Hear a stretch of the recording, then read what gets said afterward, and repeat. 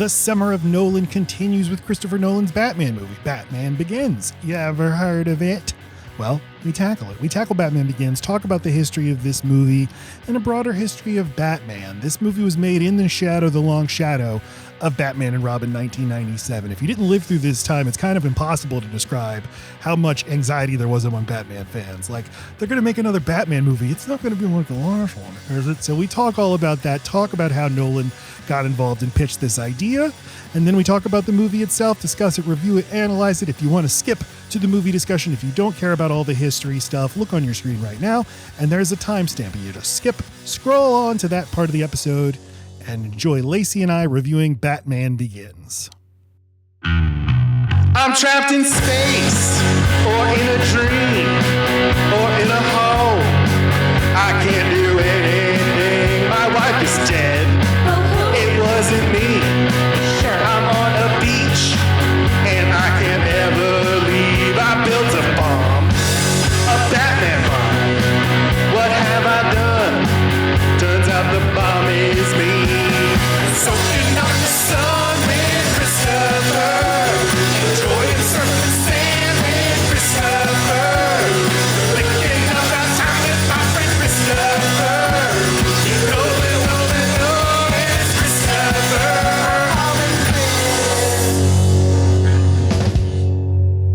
This is the Summer of Nolan on the 1 Week Rental podcast, going through the films of Christopher Nolan, and we're doing Batman Begins today. We're so glad to have you here. My name is Matt Stokes. And I'm Lacey Roth. We have had a podcast for 9 years now. Used to be called Load Bearing Beams. Now it's called 1 Week Rental. Rent the movie from the video store. Watch it, study it, talk about it, tell you all about it. But I believe, correct me if I'm wrong, Lacey, this is the first time we've talked about Batman. I mean, I'm a great lover of the 3 Batmans that happened when I was a mere baby. The 3 Batmans, you say? Would it be 3? Like when you were born, 3 Batmen came to your cradle? And... Yeah, they brought me to a dark place. Batman Returns, Batman and Robin. Don't forget about Batman Forever. Oh, I won't. You didn't. 4 Batmans. You think I'm going to forget Mr. Freeze? Or Captain Freeze? Captain Freeze. Captain Freeze. Arnold Schwarzenegger.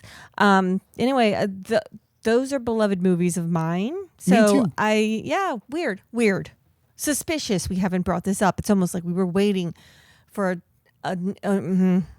It's too big a topic. Okay.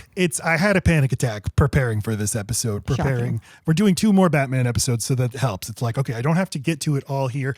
I think Batman might be the pop culture figure that is most like a religion.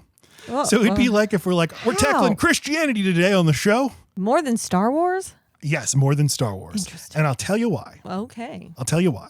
Because Star Wars for the longest time was just made by one guy, and it was kind of what that guy said went. More or less. I know there's exceptions, there's extended universe and stuff, but it's like you have a pope. You have a creator. Yes. And in Batman, it's a lot longer, it goes back way further. You have comic books and movies and TV shows. I think what you're telling me is that there's a Batman Bible. There's different writers. There's different generations of writers. There's a Matthew, Mark, Luke, and John situation happening. Exactly. People who take the helm and write very close to what the other person wrote, but make their own little changes. Different sects will form up saying like, no, we center the 1960s Batman in our religion. Right. Oh, well, we care for the 80s camp. Frank Miller thing that was a reaction to the 60s camp TV show. And there's always this anxiety, like, what's the real Batman? The real Batman? And so that's why I think people get very, very defensive. And then you have someone like me, and I'll say this, I'm nearly 40 years old. I love Batman. I really do love Batman. Wow. Do you think it makes me very unusual? Jeff, you brave man. I have a reputation on this show and in my videos for not liking superhero movies. But not for not liking the superheroes. I think you like Spider-Man just fine. Oh, I love Spider-Man. So then what the fuck are you talking about? It's okay not to like the Avengers. The thing that I don't like that has happened is that superhero movies have become all-consuming. And I think I am now seeing that there is limitations to a superhero story that are not in other kinds of stories. Okay. That's a topic for another day. I mean, Batman, though, is the one that I think is the richest because it's the one where you can explore this question of why are we so attached as a culture, as a people, to these individuals with extraordinary talents and powers who can solve all our problems for us. And Batman's probably the most honest one because it's like, you know what you need? A lot of money. Mm-hmm. But you know what's Everyone interesting else about that? Other people just end up getting like boosters. Like they end up getting like rich backers to help them. I feel like that's what happened. Or magic powers, basically. And like, sure. But being super rich is also a magic power. In fact, you're equally likely to be rich to be generationally wealthy as you are to be bitten by a radioactive spider. Neither of them is going to happen to you if you're listening to this, I promise. And I'm sorry. It's not because of this. Is Batman the most popular fictional character, do you think? I feel like I'd say yes, and then someone would point to something like Dracula. Something that's just so ancient. I'm talking about like right now, you know? That's not fair. What's the Q rating of Dracula versus the Q rating of Batman? He's the most popular superhero, right? I don't even know how you would fucking figure this out. There's the top 3 for me, and absolutely Superman is third. So Spider-Man 2. Just clarifying. Yes, of course. And I maybe we're just kind of submerged a little bit more in a lot more recent Spider-Man content. Mm-hmm. But does Spider-Man stretch back as far as Batman? No. Does it have as many iterations? I'm not the right person to say this, but I think no. Right. He has a lot, but it's nowhere near. But and in such variety, and huge stars inside of each one. Like, I mean, William Shatner, right? Nope. I'm making that up. Adam Shit. West. Adam West. Sorry, big deep voice bravado guy. And then Michael Keaton. And then I feel like everyone who takes on the suit just becomes a big deal. Where I don't think that's true of Spider-Man. They become a mid deal. Yeah, and in some ways that's because Hollywood has changed where it's not going to boost your movie star power by being in Spider-Man, because it's like, well, you didn't make that movie, Spider-Man made that movie. I just think there's something so interesting about the character of Batman where you get to be a little dark and brooding and a little bit more like a villain, but you're also a hero, and maybe there's just like an opportunity to show more complexity if you take this role rather than the, gee golly, I'm just a kid and now I've got all these responsibilities. Oh no, my uncle's dead. Gee, oh man, cum's coming out of my hands. Mary Jane. You see how limited that is. Yeah, but Spider-Man is a way more relatable character, I think. Absolutely, because who can relate to a billionaire? But it's fun to watch a tortured one. Yeah. Like, look at all your money, look at all your toys. You live in a dark cave. What they will say but I still like you. And I have a quote from Nolan saying, you can do the math in your head of like, theoretically, I could do enough work. I could do enough push-ups to become Batman like Bruce Wayne did. That's how he reasons it. Now, that's bullshit. So that should make him more relatable? So that's why people get attached to Batman in ways that they don't to other superheroes. Then there's Iron Man, and that's the same fucking thing. Like, I mean, I realize that Batman has all this like lore of having like fighting and hand-to-hand combat stuff that Iron Man doesn't necessarily have. But it's still just about the stuff he's got on him, right? Mm-hmm. His ability to call Alfred and just get picked up on the top of a street sign or wherever the hell he was. There's no comparison if you're Iron Man and you get Jarvis versus being Batman and getting Alfred. Like, there's nothing that compares to that. And Alfred loves you like a son. Even when you're being a shit and you're gone for 7 years, shitting about. Yeah, there are these just like really primal emotional connections in the Batman universe that there aren't. And this intense love of his parents. He's old money, but they were sweeties. It's like an Ayn Rand novel. Ayn Rand novel, but his dad is somehow the villain of that novel, but we know she's wrong, so he becomes like the hero of our brain novel. I think I follow. Yeah, well, I mean, he he wants free things for the people. He knows it'll lift up a town in poverty, and he knows that all the crime is a result of that poverty. He has good politics, and maybe it's because it's like the 1920s American Gothic style architecture that makes me think of also the place where the Ayn Rand. Ayn Rand. And in the Joel Schumacher movies. Great Gatsby, like it all feels of a piece. Okay, yes. Yeah. I went somewhere. In the Batman animated series from the 90s was all the architecture looked very film noir. The 1997 Batman and Robin, there's literally Atlas statues holding up the city. You can't, like, all of the highways are on top of Atlas statues. And I do love the way that they made the set in this one. It's like that, future Tomorrowland kind of, and like when the mom and dad and son are on it, it's shiny and brilliant and beautiful, but it's still working just as good, even though it's grimy and shitty. Once Batman becomes Batman. Anyway, that style of architecture is always going to be kind of haunting. It's literally called Gothic, isn't it? Mm-hmm. So, anyway, I like the spin Nolan took on it. Nolan's spin was very much a reaction to Joel Schumacher and Batman and Robin and how much everyone hated that movie. It's easy to hate. And it's always the push and pull of Batman of it gets too silly and then people revolt. There's inevitable camp in it. The bad guys get stupider and That's what it is.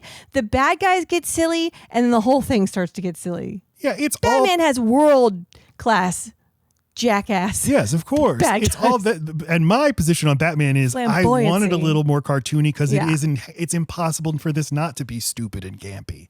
How could it not be? Well, and each villain is so visually interesting and it's like you become a prisoner of your own making. You have M. Night Shyamalan yourself. You're like, how the fuck do I top the Joker? How do I, like these are so the Penguin and the Riddler and Two-Face they all have their own kind of layers, so they can't all have the same kind of weird layer. How many layers can we find? How many weird backstories can we get?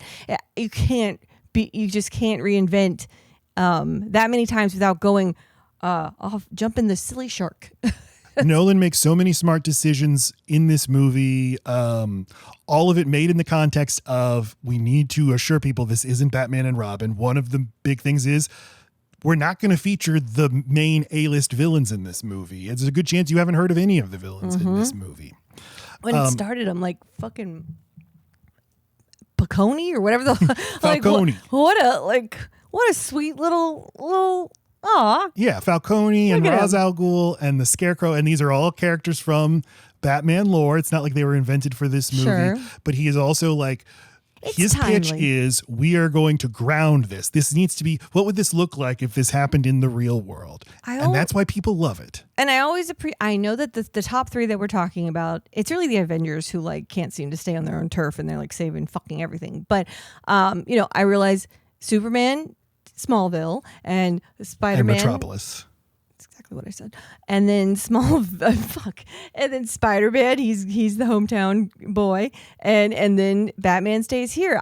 That's what I like. I like that. I don't like when it's everything everywhere all at once. Oh, absolutely. I like that it's not just my dad and mom were shot and it was me because I made us leave early and that's this whole thing. It's also about politics. It's also about are places worth saving? And can you really just say this town is complete trash? It needs to be wiped from the earth, including its children and its disabled people. I didn't really remember that there's a lot of politics involved or class stuff.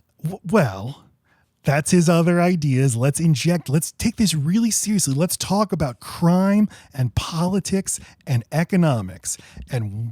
And when I saw this movie at 17, I loved it. And I've seen this movie so many times. Why?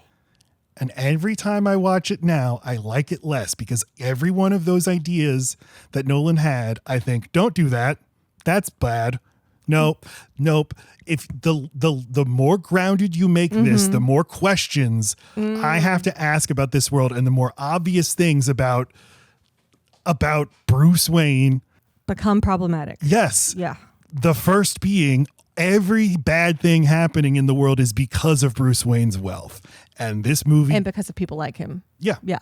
And this movie comes nowhere close to acknowledging that. This movie's so like baby-brained about societal ills that it's like there's a thing called crime, and it's done by criminals. Okay, so we have to go stop the criminals. All right, so this is what happens in our Summer of series is almost right away you start seeing through lines. And so we've found our first one, which is that this is a smart looking movie, and at first glance you go smart things are thought here, and the more you watch it the dumber it gets. This is again a movie to make stupid people feel smart, and that's what Memento was. And I'm gonna get some shit. Yeah, you're gonna get some shit, but I agree with you. This is smart Batman. This I'll bet he isn't even wears glasses at some point. Don't just blame Lacey because she's a girl. I also think that this makes me dislike Liam Neeson, who I love. I hate in this movie. What a wet fucking everything whiny he bitch says blanket. is so stupid. This is why I wanted to ask.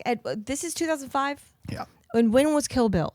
2003 and 4. Okay, so suck my dick, Nolan. Don't give me a man at a hard to please Asian man at the top of a hill. Don't do that. That just happened. He can't help that. I don't. They could have picked some other kind of origin. I guess I find it slightly interesting that Batman has this background in training. I don't think I learned that from my Michael Keaton Batman, right? No. I don't think I realized he had like true hand-to-hand combat, like Uma Thurman level skills. So that's interesting because I thought he really relied on all those amazing gadgets. I don't know. It's just boring. It's always a fucking Asian man on top of a hill with a special flower. It's always that. Fucking always boring. A flower. Well, I don't want to get too ahead of everything. I just wanted to let people know that this is a beloved movie, and Lacey and I do like this movie, but I feel very, very conflicted about it. I have a ton of critiques about it, and there's things that I really hate about this movie. I have a feeling I'm going to feel nostalgic for this movie once we watch the next one and then the one after that, because I feel I'm expecting fun. You tell me, I was like, oh, I'm ready for this. I'm ready to like sink into this shit. And I did. And I still had that same pit feeling of I'm a little bit bored and I don't know how that's possible. And I'm not having fun. I'm doing homework. This is not hard to like solve or anything. This is no Memento, of course, but there's a lot of strings. They are throwing a lot of storylines at you. And I guess I'm not totally sure. I don't know. I none of it's like rompy enough. None of it's heisty enough. None of it's compelling or sweet enough. I'd say my favorite thing about this movie is that Morgan Freeman's in it and his relationship to Alfred and Alfred's those three. That the family part of it, the camaraderie part, we've got access to some shit and we're just taking advantage of the fact that you have immense wealth and this company's been taken over by somebody even sleazier in the wealth department. So let's just play with all the toys. Like I like that part of it. Yeah, what saves the movie is some really, really great performances. Yes. Which is why Liam Neeson's performance pisses me off. He had nothing to do. He did the most and had nothing to do. I mean, by nothing to do, I would say he's saying dumb stuff in a seventh grade. Just take the challenge, ladies and gentlemen. Every time he says the word fear, take a drink. You will die. You will fear. Your fear. So I'm saying you can't go from Kill Bill, who did it too perfect. Like I hate Bill. I'm not talking about Bill. Okay. I am talking about Pai Mei. You cannot watch this master for pulling things from kung fu movies and fucking someone like Quentin Tarantino who has like bathed in this genre, and that's why he's going to respect it by giving it its due. All the little nuances, all the hair, the costuming, it's perfection. And that's okay. This is just one little sliver of Nolan's movie. I get that. But bitch, don't 1 year later try to come play in the sandbox and put a lot of the same stuff in it without the detail and the interest. And then you've got white savior that leads the way. Like, you don't even let the Asian guy be the guy. Why is Liam Neeson in this movie? Because he's Liam Neeson and he's great. And I love him. But it is weird that you have this big bad that I'm supposed to be very scared of, and he does nothing. I think that's a good misdirect. I remember being in the theater, seeing it for the first time, and Liam Neeson comes back and my heart falling out of my chest. Oh my God. I will say I expected Liam Neeson to come back and be a good guy. I didn't expect the bad guy part, which that's kind of stupid. That was his whole mission. He's been up on that hill just as for even longer. And he had already made his mind up that we're gonna need to Thanos some stuff. If you love Batman Begins and you like us and you feel it's going to be a little too annoying to hear us criticize this movie, I just wanted to front load that. We're also going to say a bunch of things that we like about the movie. I think there's tons to like about this movie. Yeah. And I think it's very interesting to tie it into Nolan's later career and also weave it into my Christopher Nolan is Oppenheimer and this is his atomic bomb. Yeah. And this is what he will feel eternally guilty about. His brain feels like there's too many cooks in his kitchen. He is a very smart person who can put together a very smart, innovative, new technique-y, fun way to tell a story, but there's this part of him that's pulling him all the time to be like populist, make it a little bit more for the boys, like he still seems to want to be very Spielberg-y with it. He wants it to have mass appeal, so it's like he doesn't go all the way with his with the really intelligent idea, or at least he is, but then it's watered down by dumb writing or something. Like, I don't even know how to explain it. It's just, it feels like it's in a no man's land, but for some reason it fucking works. And then I feel stupid. Why am I left meh after both of these movies? This one he wrote with another writer. He usually writes alone, and he wrote with David Goyer, who had written the Blade movies, was a veteran of comic book movies because he was important to Nolan to be faithful to comic books. I don't want to make it seem like I'm looking down at this material. Not at all. And and when you think back to a comic book, there's only so much space in these bubbles. There's a reason why it's one-liner, the catchphrases. It's quick and easy it's visual. I get that. But once Christian Bale puts on the mask, he doesn't sound like him, and I know that's intentional, but the chin doesn't look like his. He looks like a fucking idiot. I immediately don't like him. Where when Michael Keaton would put on the costume, I'm like, look who's here. Even fucking, God help me, Ben Affleck? Yes, because he's all chin. But I don't know why Christian Bale is the hair. He is the crazy one eye that goes this way. He's that sexy mask that looks like he could just peel it off at any time. And then you go chopping half of it off, and I'm like, no! For me, put it back. When it comes to live action Batman, Burton got it by far the best. Now, this is just a taste. This is my personal taste that the most interesting thing about Batman is that he is doing this thing that is stupid and insane because he has an insatiable neuroses that can only be filled by dressing up as a bat and punching people. And Tim Burton understood that. And Michael Keaton understood that. We need to play him like a freak. Yes. Christopher Nolan and Christian Bale's approach was the opposite. This mission he has, it makes sense. Any millionaire could find themselves here. Yeah. You just need two dead parents. Let's get into the history of how this movie was made. Oh, fuck. We didn't even start. Batman Begins.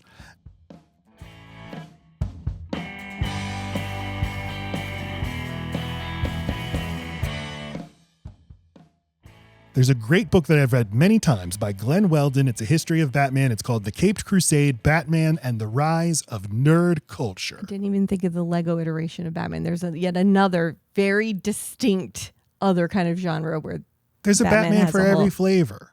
Well, one of the things is in 1997, Batman and Robin comes out. It doesn't do well. Everyone hates it. But that was at a time where you only get one Batman at a time. Mm-hmm. Now it's all Batmans all the time. There's 10 different animated Batman series all the time. There's movies where we have 2 different Batman continuities going on in movies. We just had a bunch of different. So it's like you'll get the Batman you want eventually. If one doesn't work for you, just wait. There's another one coming. So the pressure seems a little lower. It doesn't seem as high stakes. Okay. Glenn Weldon writes, quote, every 30 years or so, Batman cycles from dark to light and back again. Twice before in his 77-year history, the Dark Knight has given way to the Camp Crusader. And twice before, a small subset of his most ardent fans have risen up in protest to demand that Batman return to his grittier roots. These hardcore enthusiasts accept only the darkest, grimmest, most hyper-masculine version of the character imaginable and view any alternative Batteration as somehow suspect, inauthentic, debased, and sort of gay. End quote. You need relief. But it's relief. You can't spend so much time in the dark. You can even love those movies so much and just be like, what if he were happy?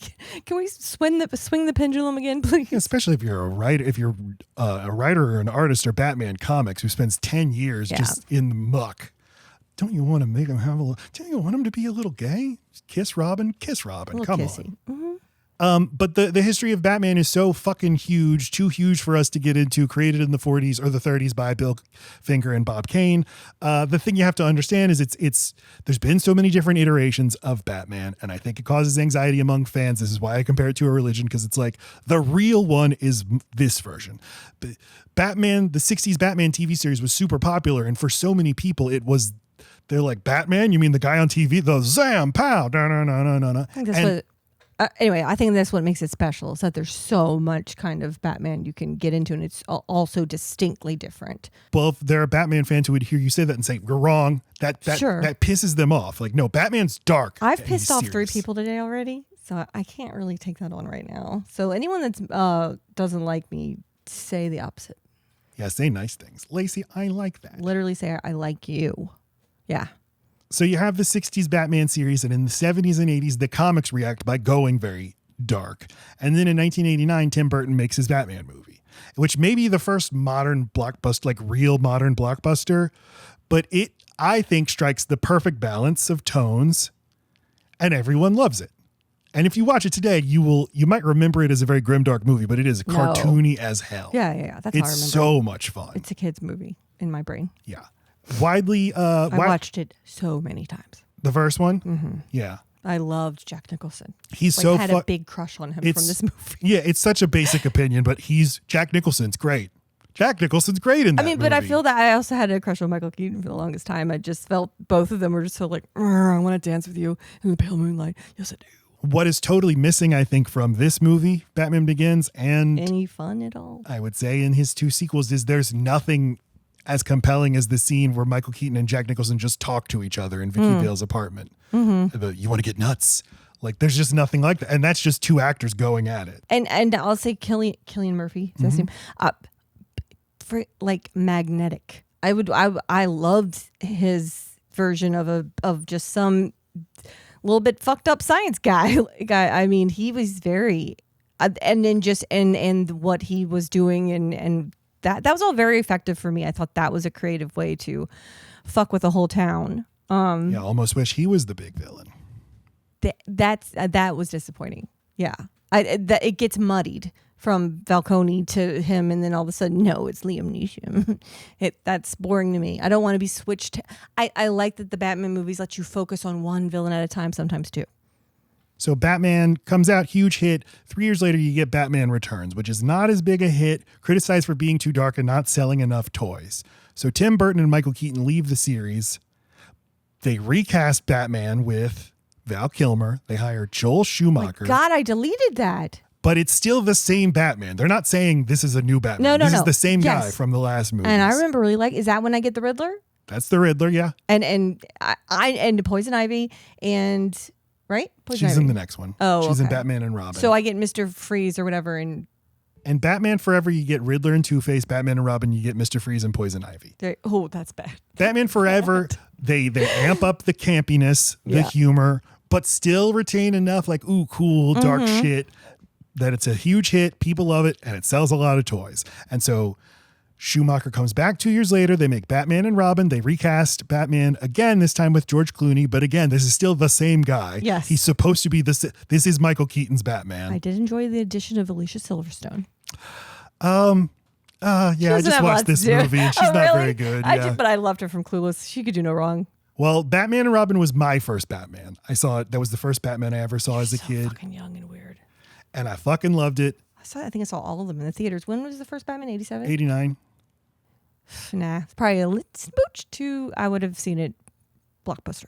Well, I watched it obsessively as a kid. I even remember feeling bad that I was worried, oh no, am I starting to like something as much as I like Star Wars? Do I like Batman more than Star Wars? Feeling real fear about that. Yeah. Now, then I learned when I become a film snob as a teenager that Batman and Robin is bad. So I don't see it again for, 20 years. Watched it this weekend. I had a good time. It's a fun movie. Oh, it's okay. stupid as fuck.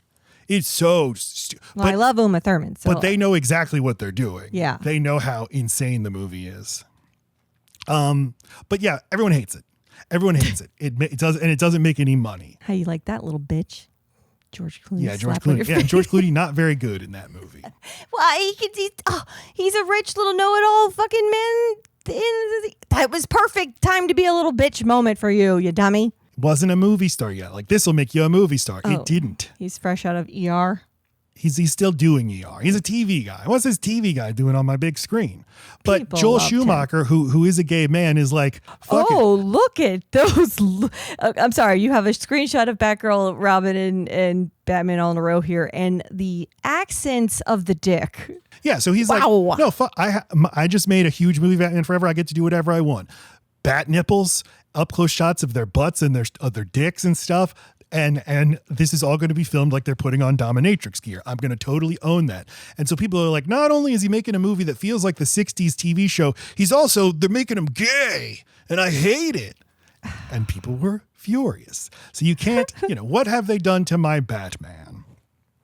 Now think of like the 35-year-old man who loves Batman and reads Batman comics and has to and knows this is a product for children, but is always defensive. Like, actually, it's very fucked up, and Batman's like really scary and terrifying and stuff. And then you go and you see this movie. So that's what they're always pushing against. But you'd had 3 campy movies in a row that were gradually getting campier. What did you think you were going to go see? There are previews. Can you not see his bat thong? They're mad about that. All right, then. All right. Batman now has to go into hibernation because it's not working. So Warner Brothers is like, Batman's our most popular character, but we got to put him on ice for a while. Now let's check in before we check in with Christopher Nolan. In the movie industry, a very important thing is happening between 1997 and 2005. Sam Raimi's Spider-Man comes out, becomes the most popular movie in the world. A superhero movie hasn't been this popular since Burton's Batman. In fact, this is more popular. This is now playing like a Star Wars movie. And suddenly the age of superhero movies had always been around, but a superhero movie that can be the biggest movie of the year, that can be bigger than a Star Wars movie, because remember, Star Wars movies were coming out at the time. In 2002, the George Lucas's second Star Wars prequel came out. Spider-Man was way bigger than it. Yeah, because those are trash. Well, okay. Meanwhile, Christopher Nolan, he makes Memento, and then the next thing he does is he makes Insomnia, an excellent movie that we'll be covering on the Patreon. This is his first time working with movie stars, working with a big budget, $50 million. It's not like a blockbuster, but still you're working with real money. And he says he was a nervous wreck I bet. on this movie. What a 2. I'm sorry, Hillary, but just is what fucking right out of the gate, these 2? It wasn't Robin. It was Al Pacino. That he grew up worshiping Al Pacino. Fine, but like being around Robin Williams isn't chill. Well, no. Okay. No, not at all. But he said it was the absolute best experience of his, or the most important learning experience. Learn how to work within the constraints of a studio, and work with huge movie stars like this. And it's interesting if you look at directors today who will make a Memento, make a little indie hit, and then immediately get signed up to do the big blockbuster. They don't get to do the intermediate thing that Nolan got to do. Imposter syndrome is real in every profession. Well, yeah, but that's why the studio likes it. Because if you don't have the confidence to take control of this production, that means the studio controls the production, not the director. So if you make Memento and you get the confidence of like, I was able to direct Al Pacino, I feel confident enough to take control of this giant Batman movie. So this whole time, Warner Brothers is trying to figure out what to do with Batman, and they get a bunch of different projects in development. Darren Aronofsky, the director of Requiem for a Dream, he gets hired to develop an adaptation of a graphic novel called Batman Year One, which is basically Batman Origins. What was Batman like at the beginning of his career? But the draft that he turns in, the studio realizes there's no way for this not to be R-rated, so they don't move forward with that. Like Batman has to have a PG-13 rating. That's a requirement. Christopher Nolan then in 2003 had a general meeting with Warner Brothers, where like, oh, you're an up-and-coming director. Come in and we'll just chat. What do you think? What kind of things you thinking of? You thinking? What you got going on? Yeah. And so he knew, because if you're connected, you hear the scuttlebutt around town. Warner Brothers is trying to come up with a Batman idea, and so Nolan comes up with this idea. But what is the idea? Still not sure. What are you pitching? Like, you be Nolan. Pitch me this. Well, I'll read it exactly what he said the idea was, but Cheater. That you don't think you can, like, to me, it's a very clear idea. I just don't think it's a good idea. And you don't just see trope after trope, and then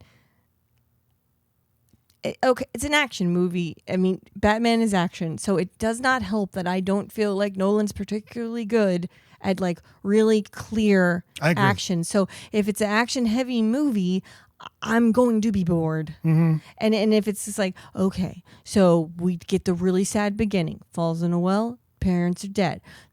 Okay, then we get some action. Okay, then now he's training. Why is he in prison? What's he doing with the flower? What action? And then it's like every little bit of an idea is then bookended with action that I guess like got my attention, losing it. That's where, so it feels like 5 small ideas and then let's just see how it goes. I think the big idea and what attracted to me when I saw the movie in theaters was I've seen Batman so many times. Oh, where did he come up with the idea to have the friggin' hooks on the side of his gloves? Mm-hmm. Or where did he learn to move in stealth and shadows and stuff? So it was neat to see him doing all this stuff. And it's very smart of Nolan to not start the movie and then start with him as Batman and then flash back. You don't see him as Batman until an hour in. Instead, you see precursors to Batman. And I appreciate that. I love the idea of like this place that is where I spent my most terrified moments, and they have haunted me to this moment. I'm going to make this my cave. Like, that would be a good reason to have a bat cave. The infrastructure of that. How do you even start to build one of those? Why would you do it? And so that, I love the logic, all that. I love seeing how you would get something that kind of looks like a Batmobile, why that would happen. Like, I think all that's real smart. I enjoy those parts. I like all the parts with him, with Alfred, and with Mr. Fox. Yeah, it seems to be like you think Nolan's a shitty action director, and I think the action in this movie's bad. I agree with you. I'm just not tracking it well. I'm not an action person per se, so I'm already gonna. Some people like fast forward to action parts in movies. I like to skip them. I never do, but if I could, I would sometimes. I think maybe it's an ADHD thing. I'm not following. Maybe I don't understand what parts I can let go. I think it's a skill issue of the director that he failed at his job. Like for George instance, Miller of Mad Max. Great example. And then all the John Wick movies and a lot of the Mission Impossibles. Like, I am following it beat for beat. I am on the edge of my seat. I fucking love it. So yeah, it's not like I can't be enthralled by it. Yeah. And with Nolan, I think he gets better at action, but I think that a thing that he doesn't do well is fighting. And I'm a snob about good fighting. And it's very weirdly edited, all the fighting, but we'll get to all that when we talk about the movie itself. But okay, so there's this book, Christopher Nolan, Iconic Director, by Don Jolin. Here we're going to read about Nolan coming up with the idea. Quote, Nolan was open to ideas, so his agent, Dan Aloni, pointed out that Warner Brothers was looking for someone to fix Batman. They really didn't know what to do, Nolan said, so it was this incredible opportunity to just go in and pitch what I really wanted to do, which was, he said, to make the audience believe in the reality of the character, reasoning that Batman is unique among superheroes and presenting that opportunity. He really is just a guy that does a lot of push-ups. Unlike Tim Burton, who in 1989's Batman created a whole gothic fantastical setting around the hero, Nolan wanted to do for the character what he felt Richard Donner had done so well in 1978's Superman, introduce this extraordinary figure into a relatively recognizable world via a detailed and impressively cast origin story. End quote. We did an episode about Superman 1978 last year. Everybody can refer back to that episode. I forgot how much this movie has in common with that, where it's an hour of one movie and then 90 minutes of a different movie. Superman, I think, way more successful at that. He started working with screenwriter David Goyer, who had written the Blade movies. He was a comic book movie guy. It was important to Nolan not to look down on comic books. I appreciate that. But instead of doing the traditional thing of like, I'm going to write a script or a treatment, I'm going to go pitch Warner Brothers on that. Instead, he hires a production designer, Nathan Crowley, and they start building models.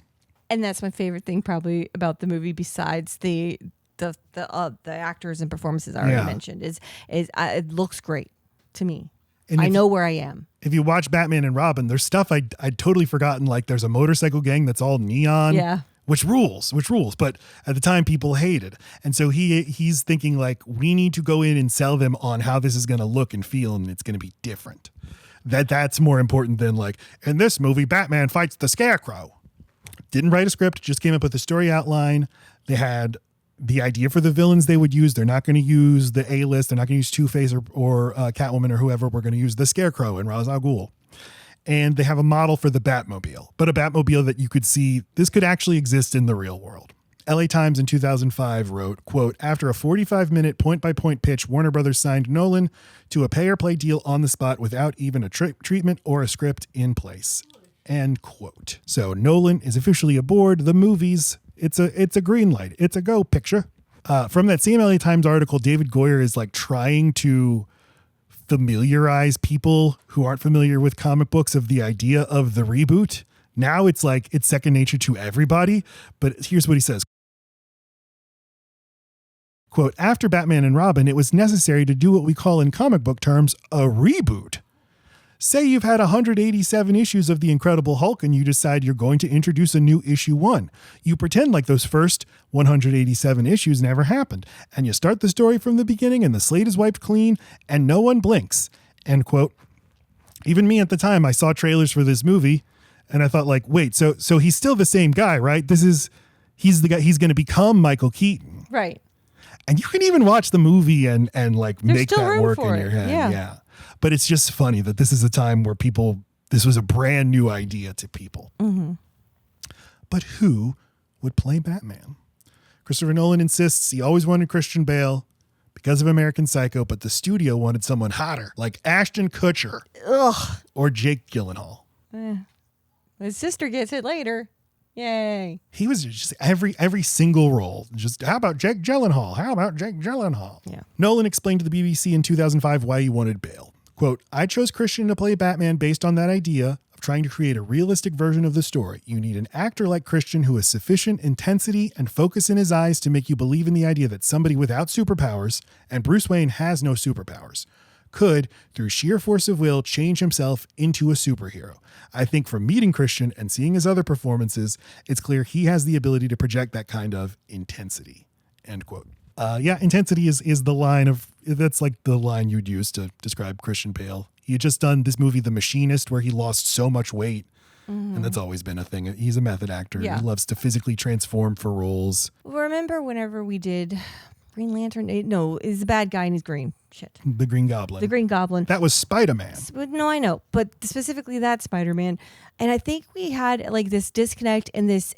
It's with Macaulay Culkin and Pagemaster. There are certain actors where you need their full face. And so you take someone like William Dafoe and then you put him in a full fucking face of shit. And then you just got his disembodied voice and he's in this stupid outfit. It doesn't empower him and it takes his power away. His intensity is in his eyes and in the hollows of his cheeks and his weird, like the way he does his hair. It's everything. And then you mask it. And I'll go back to Pagemaster. Macaulay Culkin is a face. He's a adorable little package. You cartoonize him and just give him a voice. And now I'm bored to fuck. And Christian Bale, I didn't realize it until last night. He needs his whole head. I need his furrowed brow. I cannot be distracted by the fact that he took time and blacked around his eyes with some sort of grease paint, then put on his mask, because that's what you see. It's distracting and weird. It's not like, it doesn't make him seem more equipped to do anything. It's silly on him. I'm sure I'll grow into it because I love him. Mm-hmm. He can sell me on any. The man's got a double widow's peak. That's some fucking intention. I like this performance a lot. No, I'm not saying the performance is bad. It's just... as soon as the costume's on, I'm like, I'm feeling a little less like you're capable. Yeah, I like him as Bruce Wayne. As Batman, I do. Whatever. It could be literally anyone in that suit. He loses everything to me. His answers are shorter. His voice is different. I just kept thinking of Elizabeth Holmes. That's all I kept thinking about is like, yes, and no, I'm like, I know that Batman changes his voice, but is it that much usually? No, watch Michael Keaton. He changes, but only a little. Only a little. I want you to tell your friends about me. Right. I'm Batman. This is just me when I'm being kind of serious. Hey, what's going on? Swear to me! So you can see the whole thing, the whole unified Nolan approach is what would this look like if this guy really did it? And we believed that this is a reasonable thing for this guy to do.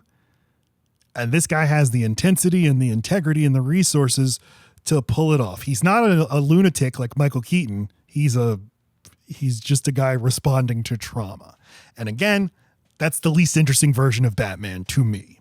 That if you want to go that route, then you're going to have to pose a lot of other questions. I feel like the Robert Pattinson character comes closer to getting at those questions. And that movie, like, for example, in that movie, The Batman from 2022, you will see him without the mask and with all the eye black, so that you just realize, oh, this guy puts on eye black so that he can put on the bat cowl. Right. And that says something about him. It makes him seem a little nuttier. A little bit performative, a little more theater. And it doesn't help that the love interest is Katie Holmes. I find her very boring. Oh yeah. She's not adding anything. So because she's in so many scenes, she is taking away. I don't care if she dies. And I don't buy that they have any chemistry or have any hopes of being an item. It's the Nolan thing of the only way he can conceive of there being a romance is because they were children together. And that's kind of weird. Yeah. The man I used to love is gone. You loved him when he was 7. Right. You would need to see. And you were the help. Gross. I'm just kidding. There's an animated Batman movie called Mask of the Phantasm, which is great. And people love that movie. Yeah. You see Bruce Wayne as a younger man having a romance with a woman and it's distracting him from being Batman. So that is, I'd say, of every superhero, I guess I'm a simpleton, but it's always bothered me that Batman's the only one that doesn't seem to be able to have a successful girlfriend or like he just can't seem it's only Alfred. He can't seem to he'd have to fully let someone in the way Iron Man does, the way Spider-Man does. And I know Spider-Man also rejects, I feel like he always gets to a point where he has to go, no, Mary Jane. Right. But while they are together, it is hot. It is awesome. I believe the chemistry. I believe the story. It's all very compelling. And it's like Batman's just this like bachelor who needs to date for appearances. And so it's all, but then he does have this girl that he likes because of family or whatever. But there's no spark it feels like filler. The spark, you'll see a spark in Batman Returns because it's with Catwoman.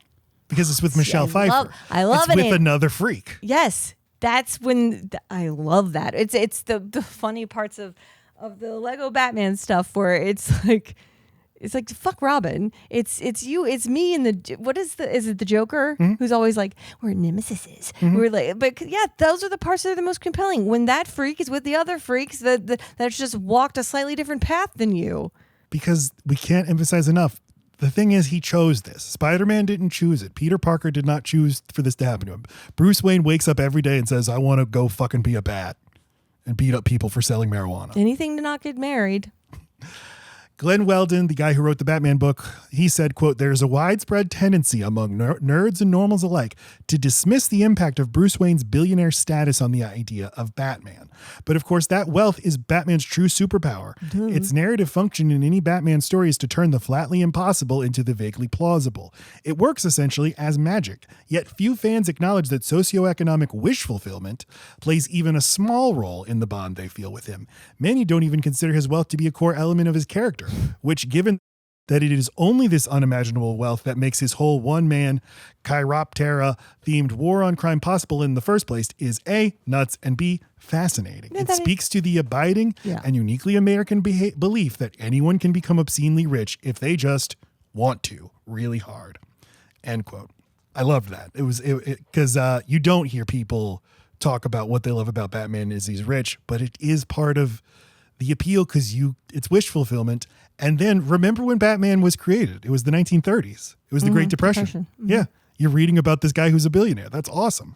Because it had to seem like a superpower. Like, what would I do? Like, all I do is spend all day working my ass off to barely get by. But like, if I had all kinds of money, what would I get up to? Yeah. I would just be dressing up. I'd be helping people. I'd definitely be helping people. Though, as Weldon points out, in the early Batman issues, he wasn't helping poor people. He was like, rich people got their jewels stolen and he goes and recovers them. He's just bored. So he's just helping. He's not like a Robin Hood figure. He's helping the rich recover their property. He's a tax man. No. That's not it. He's not the tax That's man. not it either. Anyway, they make Batman Begins, and it's highly anticipated. All the marketing is taking a lot of pains to say, this is not Batman and Robin, trust us. Goyer told the LA Times in 2005, quote, the first question I got, he's talking about when he was at Comic-Con, the first question I got was someone stood up in the audience and said, how can you guarantee this movie won't suck? And everyone applauded. But it comes out in summer of 2005, gets great reviews. I go see it in theaters 3 times. I think it's amazing. One of those times is on a date. How about that? You didn't even kiss her. No. You didn't even, just on But a we fucking went to see Batman no, Begins. Shut up. Roger Ebert said, quote, this is at last the Batman movie I've been waiting for. Batman Begins at last penetrates to the dark and troubled depths of the Batman legend, creating a superhero who, if not plausible, is at least persuasive as a man driven to dress like a bat and become a vigilante. The movie doesn't simply supply Batman's beginnings in the tradition of a comic book origin story, but explores the tortured path that led Bruce Wayne from a parentless childhood to a friendless adult existence. The movie is not realistic because how could be, but it acts as if it is. End quote. Look how much Morgan Freeman and Christian Bale hate Katie Holmes in this picture. They barely want to touch her. Look at her. Look at him. They're both like, pfft. And look at Christopher Nolan as a young man with chubby cheeks. Well, his wife's pregnant too, right there. Is she? I think so. Good man. Movie makes $375 million worldwide on a $150 million budget, that's smaller than you think in retrospect. This was an enormous movie. It wasn't quite the world-beating thing that they were hoping for, but everyone liked it. It was a turning point in approaching so many different kinds of stories. Yes. And that's the problem, is I can't watch this movie and forget that this movie invented the dark blank, and then all of a sudden Disney's doing dark everything with their shit too, but 5 years later. It didn't even catch on as fast as you think it would, but it set a ton of franchises in motion to do this. Well, just 1 year later, James Bond, James Bond? Yeah, Casino Royale, a great movie. It might be the best James Bond movie. It owes so much to The Dark Knight. It's crazy. And I think that's where Nolan and Oppenheimer, maybe he starts to feel like Oppenheimer, because this wasn't the first superhero movie. And if it hadn't been him who did this, someone else would have. But it was like he gave them the model. We can take IP that already was very successful and reboot it. When it hasn't actually been that long, it was only 8 years ago, we can reboot it. Critics will take it seriously. And now this is kind of all we get. He's such a young and still an inexperienced director who just is gifted and did a really good job with this novel idea. But again, the reason why on rewatch this movie starts to lose stuff is because what he's good at is the novel idea. That doesn't mean it's going to sustain. And it certainly doesn't mean that a less talented director can take this sort of concept and do anything interesting with it. I'm not saying other dark things aren't interesting, but you just could feel it. It's like, oh, here comes dark fucking Beauty and the Beast, dark Beetlejuice. How are they doing that? It was already dark. What the fuck? Just okay. It just feels so cynical. And I don't know when he started to feel, I don't know if it's regret, but feel like, ooh, maybe I messed with the cosmic scales of justice. Maybe. You keep saying he feels that way. I don't know where you're pulling that from. I'm pulling it from his movies. I'm pulling it from the stories he's telling. All these movies are apologies and admittance. Yes. You know what I also would compare it to is how when they figured out that you could do a live action of a cartoon, and then all of a sudden everything, it's just another way of regurgitating the same shit people liked, and people are going to go see it, even if it's line for line the same. That's true, but I think that for him, he's like, I put everything into that movie. I'm so proud of that movie. And it would have been different if he had gotten hired to make a live action cartoon and he could just say anybody could have done that. What was the point of trying so hard if now Hollywood only lets these kinds of movies get made? He couldn't have known that was going to happen. And he let other production companies or whoever puts these things together, see that you could pay not that much too, because if this little guy can do it, 3 years later, he makes The Dark Knight. That becomes the biggest movie of all time. Fucking enormous. Tell me, I'm sorry, monocultural. I don't remember this, but Heath Ledger dying had already happened. Yeah, he died. He'd already filmed all his stuff, but it was 6 months before the movie came out. So yeah, that was certainly a part of it. I mean, like with The Crow. I mean, like he dies on set, so it's like that made it such a juggernaut. Oh, absolutely. That was a huge part of its success, but that becomes so much more successful than Batman Begins. And then it doesn't get a Best Picture Oscar nomination, and the Oscars change their rules so that they expand the field of nominees. And then I think he has to start to think, it's just a big superhero movie. Like, come on.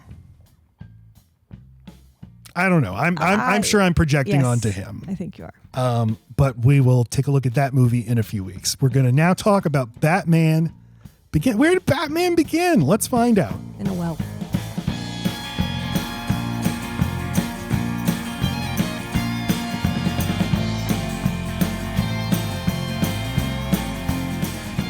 The book about Batman that I mentioned in the history segment, Glenn Weldon's book about the history of Batman and fan culture, it's all about like people getting very defensive and needing sort of the larger culture to validate their love for this thing, but they're very specific view of what's the real version of it.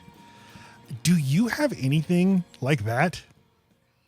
I guess Beetlejuice. Wait. And I guess I would throw in, and I've never seen Wednesday, so maybe I'd like it, but that Wednesday got lumped in with the new Beetlejuice, and that I love both the original two Addams Family movies, not what preceded them. I don't know the Addams Family. I mean, the Munsters are clearly the fucking Addams Family, right? So I can get confused. Like, was there an earlier iteration of the Addams Family before mine? Yeah, it was a New Yorker cartoon. Okay, that's right. So here I am. That is the only real Addams Family. Okay. Beetlejuice. Again with my man, Batman. Michael Keaton. That's his name. That is the only Beetlejuice. So when the new Beetlejuice combined both of those properties, didn't they? Isn't Lydia the mom of Wednesday or some bullshit? No, it's the actress. The actress, and Tim Burton was a director on the Wednesday show, so they're trying to get the juice of Wednesday, but it's not literally a crossover. But wink, wink, it's kind of a crossover. But yeah, not really. Bangs. So Bangs what you're saying? Sadness. I guess it's the closest thing I can think of. Like there are certain movies I don't want to be remade. I don't want new fans. I don't think they understand the old fandom, and they don't get it. So if a kid, some whippersnapper said, I love Beetlejuice. I love the scene where Beetlejuice and Wednesday Addams do the thing. Because we still have never seen Beetlejuice 2. Never seen it. You would get mad. You'd be like, that's not real Beetlejuice. I wouldn't get mad, but I'd hate that child inside my mind. Yeah. And I'll probably like those things. I probably like them. Every time I've said, let's watch Beetlejuice, you'd be like, no! That's not true. You've only said it once. And I said, no. Apologies. Okay. You said no differently. Yep. It's a thing people will comment on, things you and I say on this program. They'll get mad at us if we criticize a thing that they like. Yeah. And the thing I always come back with is like, hey man, me not liking it has nothing to do with you enjoying it. You get to keep enjoying it. Also, let me make this clear. I know that that's dumb, what I'm saying about Beetlejuice, but it is how I feel. And I don't think it makes me a better person, a smarter person, a cooler person, a person born better in a better time. I don't think any of those things. I think that I had an era of Beetlejuice that seeped into my soul, and I have no room for other Beetlejuice. So I don't have a need for the general population to agree with me about my Beetlejuice. In fact, the fewer the better. It makes me unique and interesting. I got you. Yeah, and the word fan is short for fanatic. Never forget that. You are supposed to be a little unhinged and lunatic about it. And that's my favorite kind of fan, is people who can mock themselves. Like, I know this is like, oh, what I guess. Well, because I think the psychological part of it is very interesting. I think it's weird. I think it's so interesting that I can pour myself into certain bands at a certain time in my life, and then viscerally reject the idea that new bands happen after the point in my life where I have that kind of like consumption ability. Yeah. I just don't anymore. I'll never know a new band the way I know the ones I already know, and therefore it makes me annoyed that they exist. That's just a resentment that time is marching on and we're going to die. Yes. Yes, it is. But these people will get mad at us, and I will always say, like, you shouldn't care what I say. I'm just some dipshit. And, like, you shouldn't care what anybody thinks. If you enjoy something, keep enjoying it. Well, and what you should care about is that we both care about something enough to talk about it, and it's related to shit you really like, too. We're nerds about this stuff. That means me and you probably could have a good conversation. So no point in being mean to us. We're probably your people. Just not here. Yeah, maybe not. I'm just saying, don't be mean. I'm nice. Don't be mean to Lacey. She's very nice. Well, Nice. She's not nice. So I feel very high and mighty when I tell people this. You don't need to. Why do you need me to validate your opinion? But I did used to have this thing about music. I've made a very big part of my identity, my love for Weezer. And I would say the Weezer's my favorite band. And people would say that band that has that stupid song Beverly Hills. And I'd be like, you can't judge them by Beverly Hills Also, just that because fucking song slaps. that song sucks. But just because it's their lead single and their biggest hit ever, and then the larger conversation of can you judge a band by its singles? No, in fact, you shouldn't. It's the lowest common denominator. No, you should. You can do whatever. Well, it's all a package. Weezer did Beverly Hills. They have to own it. There's no right way to like a thing.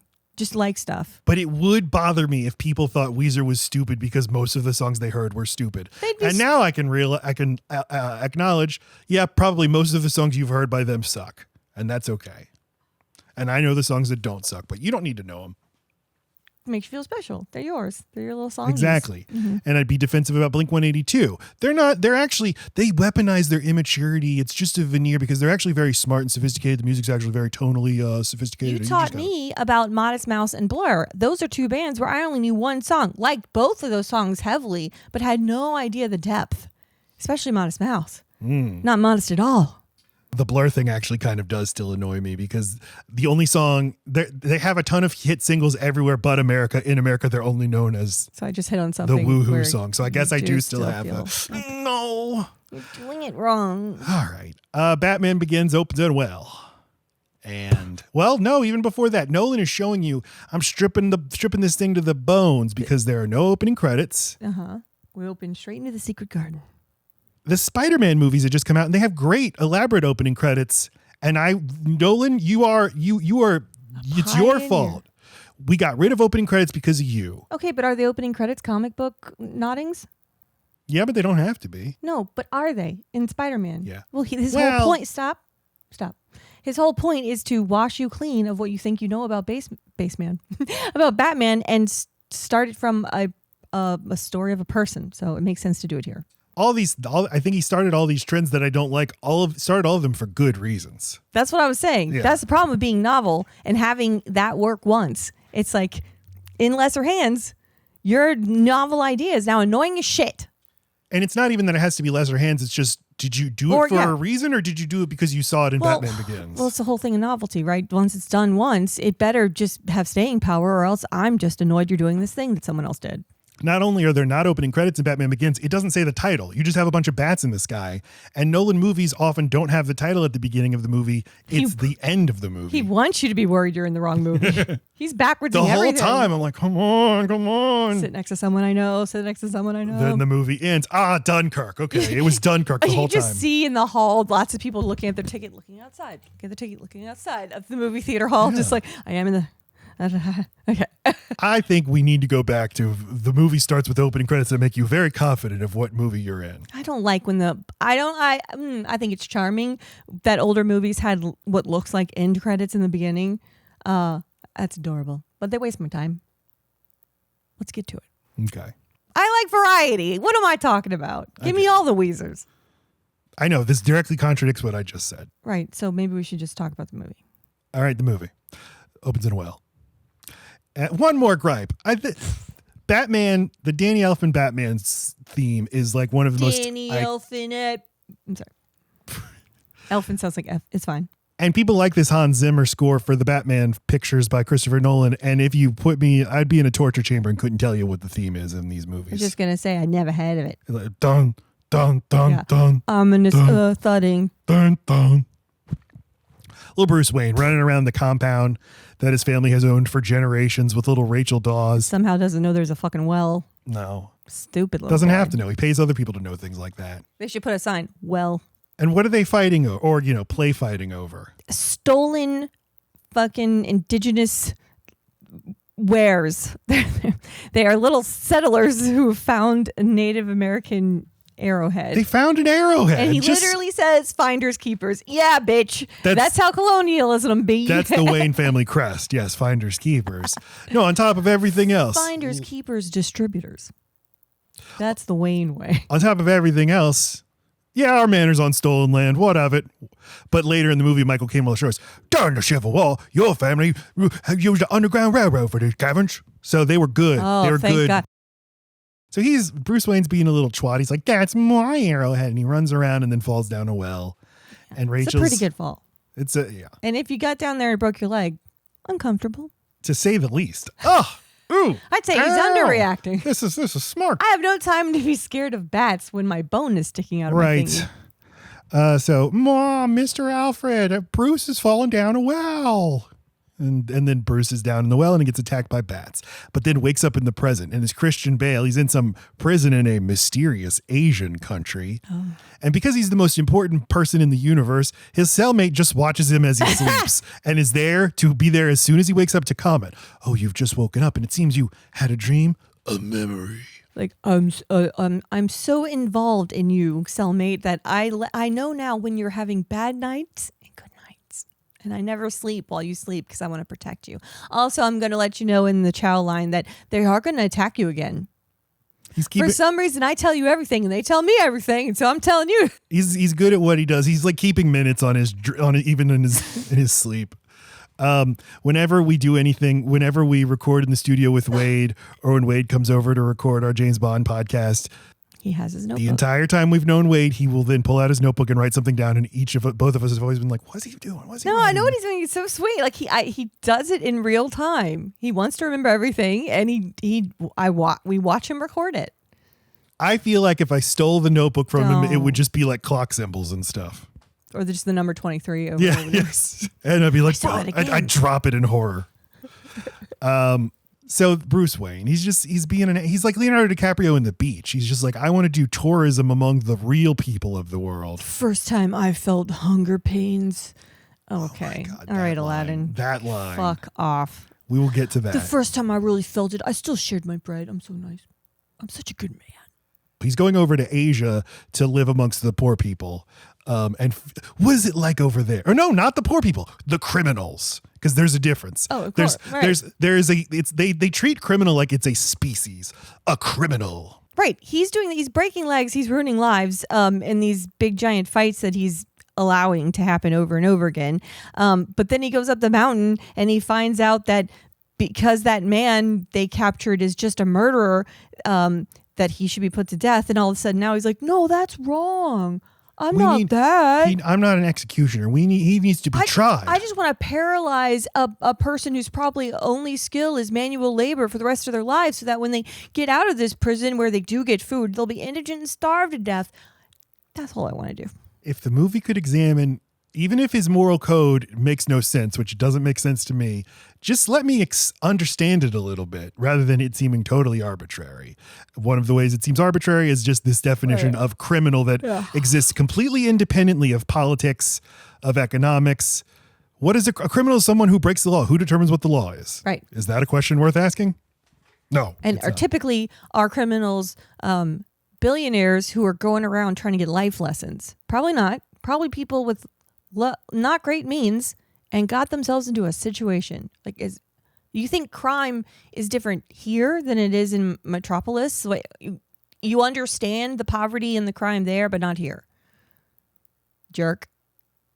Do I mean Metropolis? Gotham City. I mean Metropolis.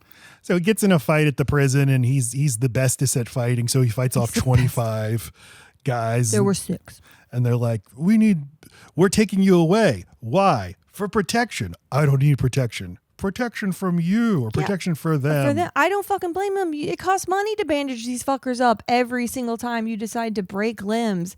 It's hard enough feeding them. So he's brought into a cell where he meets a mysterious visitor, Liam Neeson. I am Henri Ducard. And he just immediately starts hectoring him. Are you so desperate to fight criminals that you lock yourself in to fight them one at a time? Mr. Wayne, how do you know my name?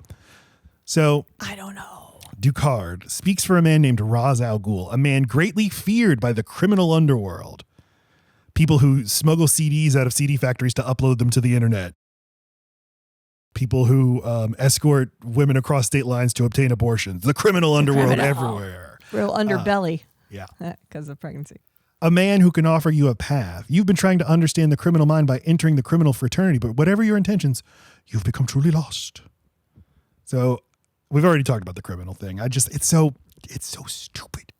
Both of these men seem to think they have some kind of strong ideology and like they're searching and they think they're going to, when they find it, they'll know it.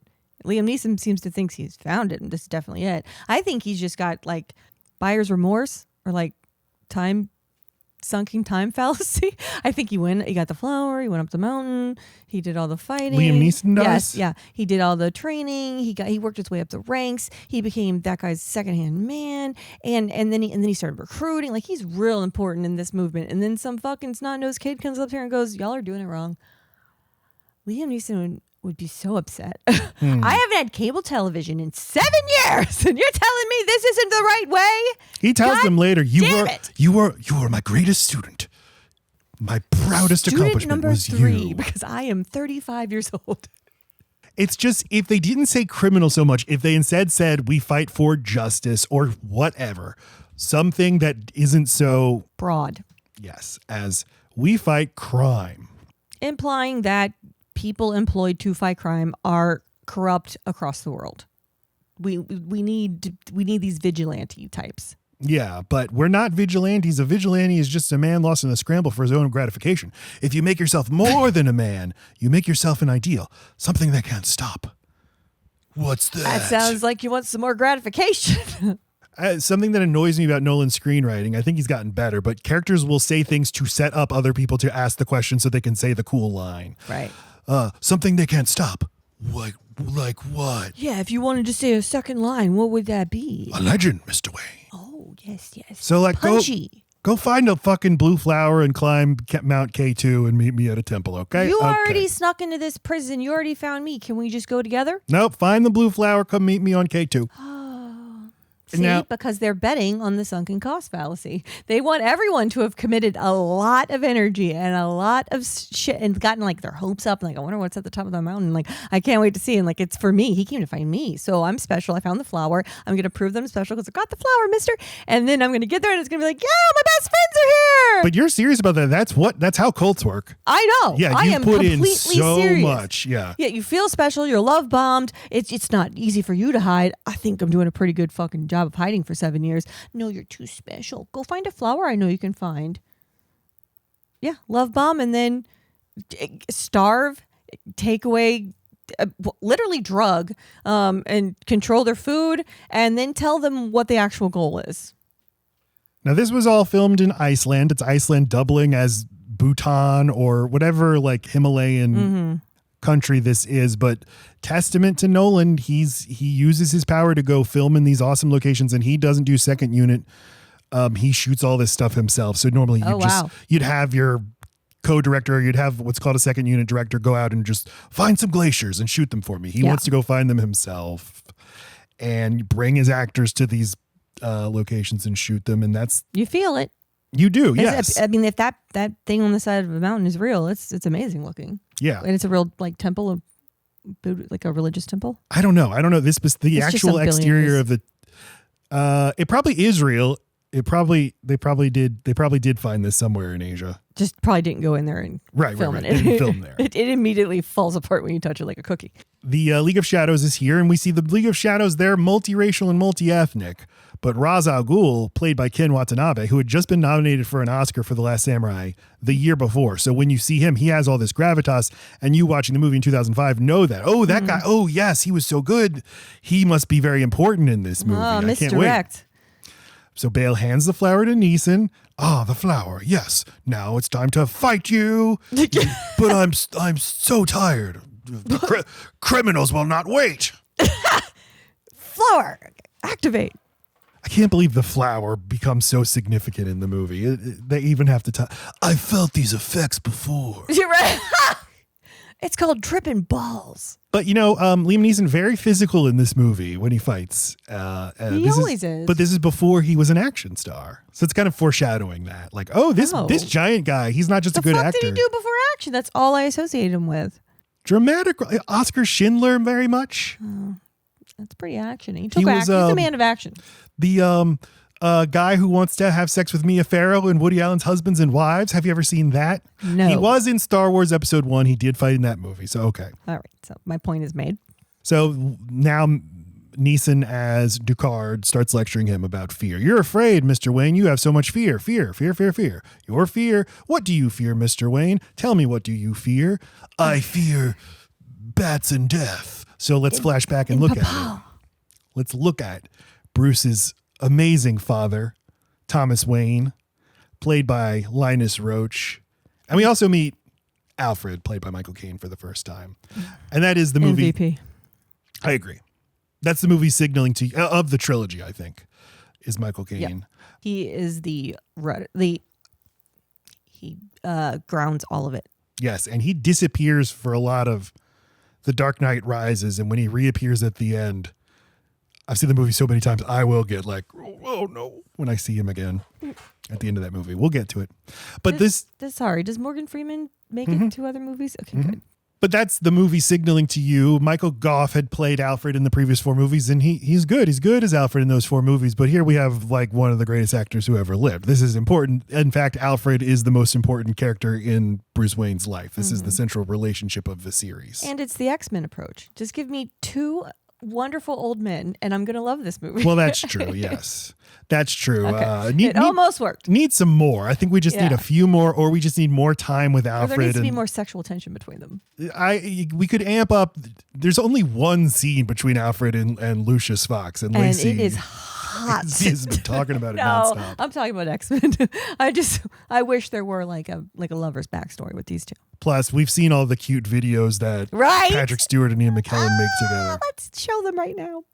Roll that tape. Thomas Wayne, who's just the embodiment of goodness, this 12th generation gajillionaire, as if he wouldn't be like a deformed inbred hobgoblin. Tell me how. Tell me the lore of his father. It must be Jesus Christ. You haven't seen the Robert Pattinson Batman, but they sort of start to make it seem like, ooh, actually the Wayne family's not so good. And then it turns out like, no, they are. They're just like, there were some bad eggs. That's just, okay. So every family? Thank you. Yeah.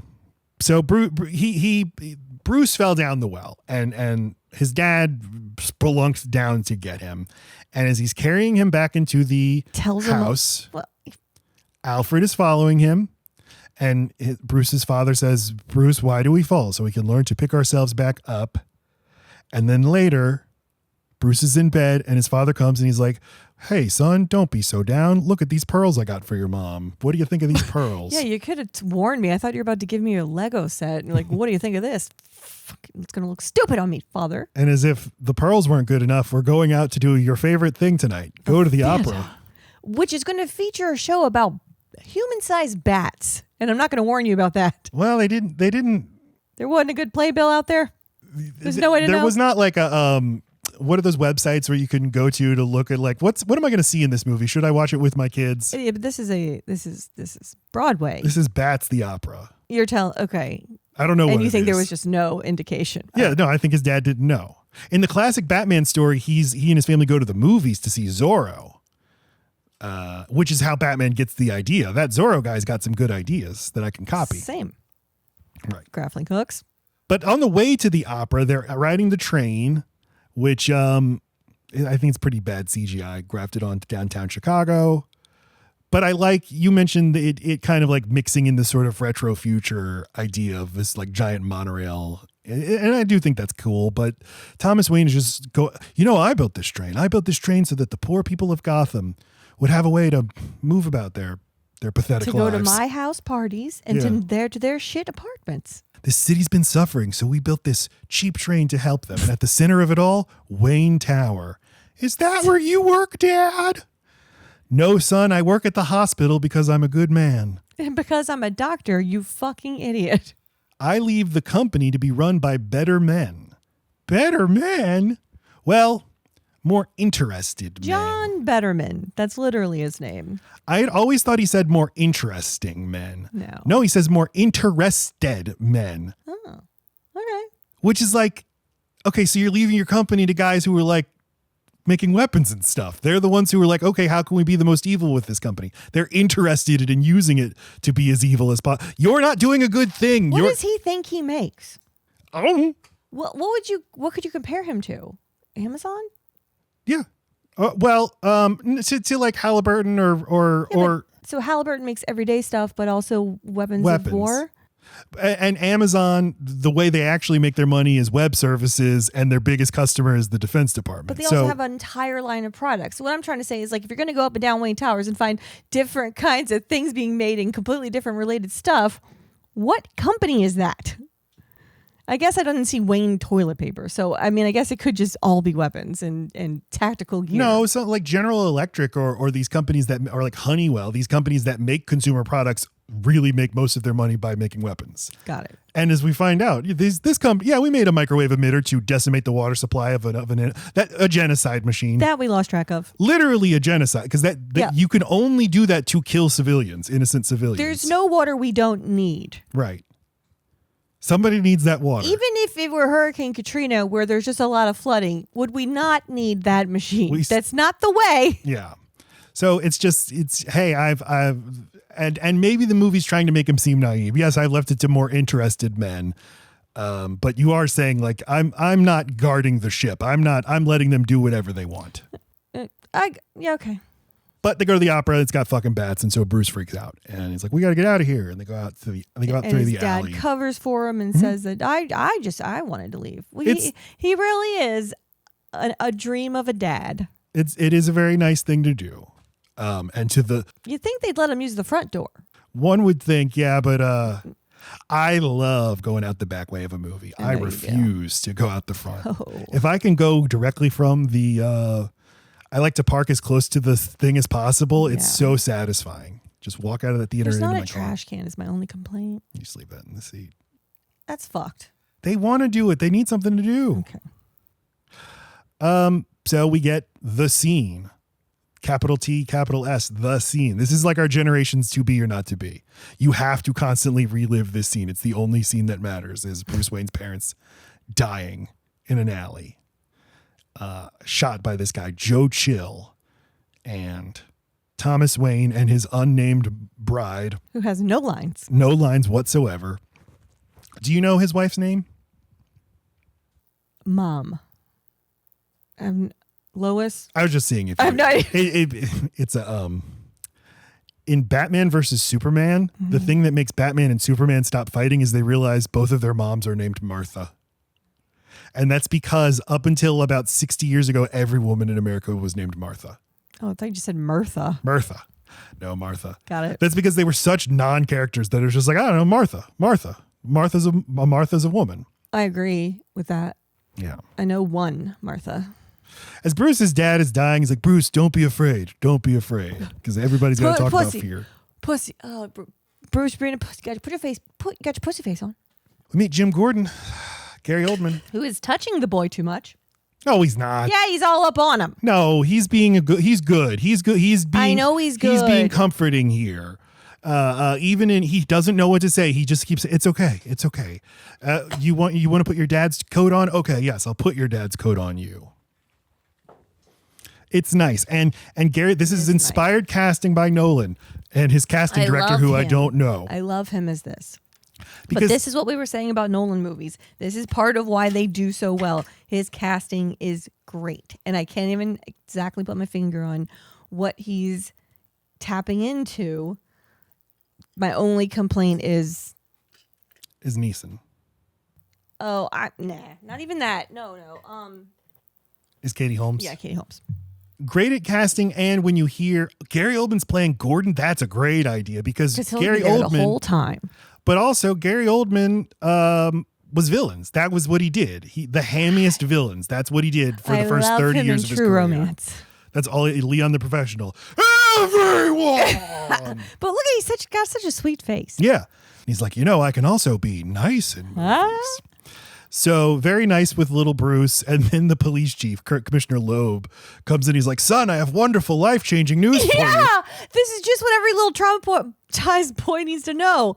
We got him, kid. Good news, son. The way to not understand children, because in a kid's mind, it doesn't ever cross their mind that police don't get a bad guy. Why would they even think about that? That's a good point, yeah. Yeah, like he comes in and says that, and he's like, yeah, you're a cop. Who else is going to fucking get him? Good news. It We wouldn't have reduced our crossed his- paperwork load. No, you're so right. Yes, this is It's like like when a fireman busting in and being like, good news. You found Fluffy? No, we put the fire out. someone was gonna.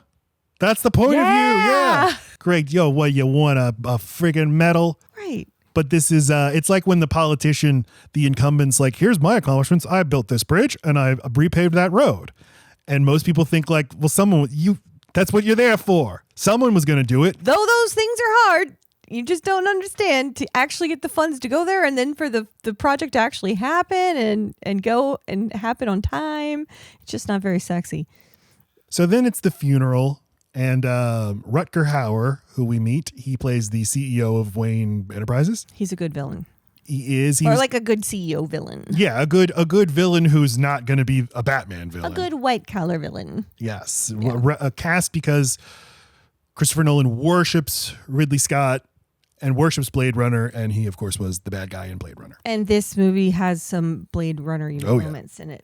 It also has some AI, artificial intelligence stuff. Oh, tell me when we get there. Well, no, the way the train enters the city, it just looks like both like, oh, a great place and a horrific place, and just reminds me of that everything goes place that they go to try to find the machine that will tell them where his father is. I can't. Where they go to see Dr. No. Can you tell me how to find the Blue Fairy? Yeah, that. Oh, I'm Dr. No. I'll help you. You mean the Blue Flower? That's Batman. So Rutger Hauer's like, hey, son, I'll leave you in excellent hands here with your hired help, and I'll be guarding the Empire until you come of age. Good luck to you. Gives him a firm handshake. But then Bruce Wayne is left alone here with Alfred, and he starts crying and says, it was all my fault. It was all my fault. I got scared. We left the opera, and Alfred is so, no, Master Wayne, don't ever say that. It was him and him alone who did it.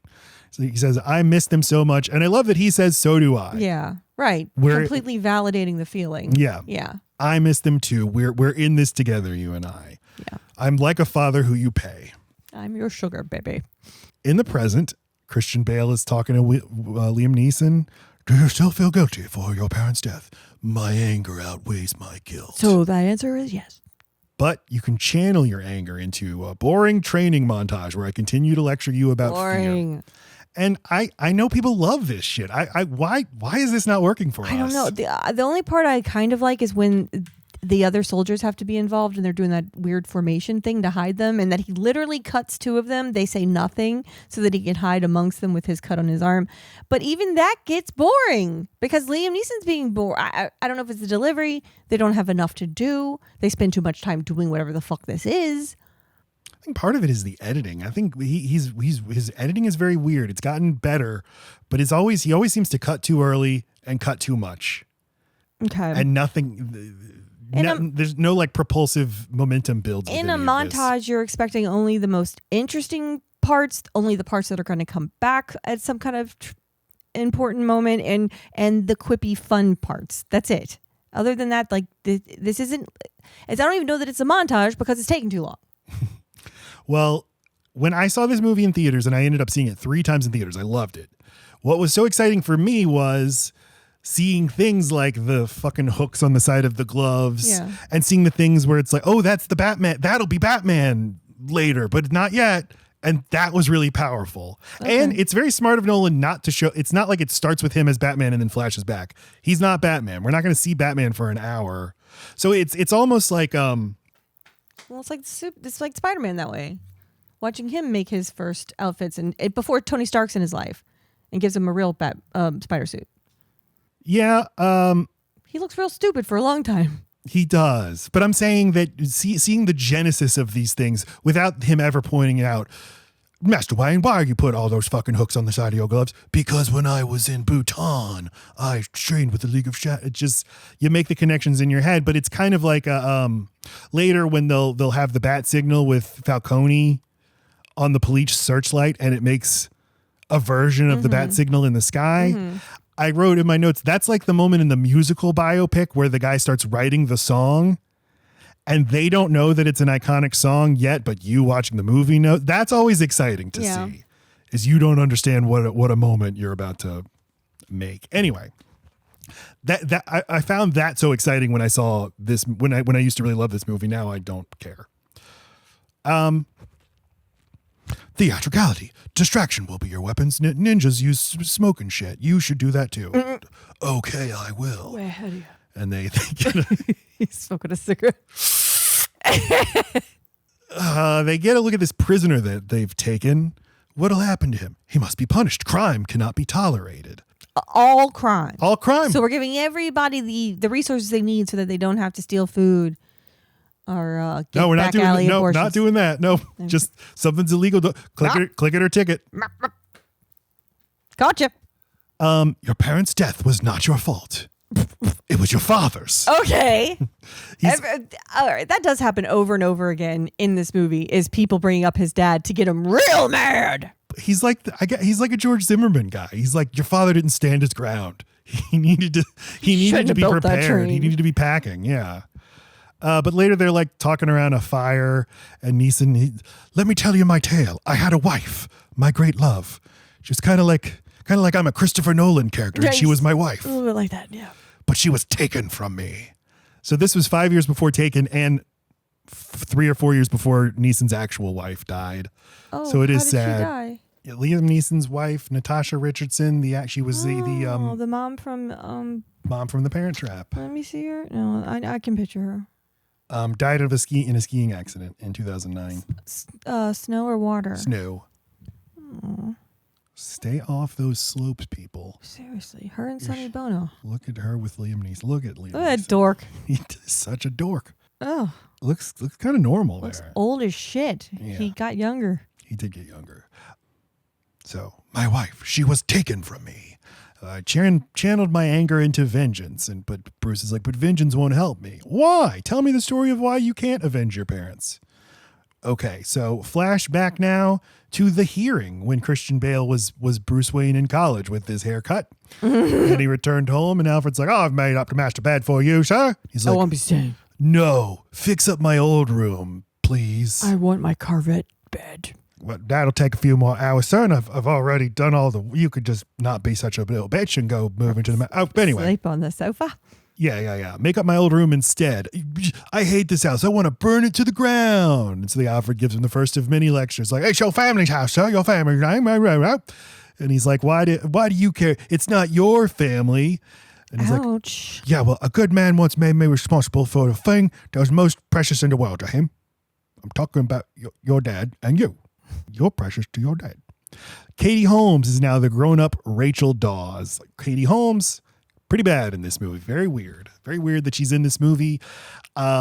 She does not come back for The Dark Knight. She is replaced by Maggie Gyllenhaal.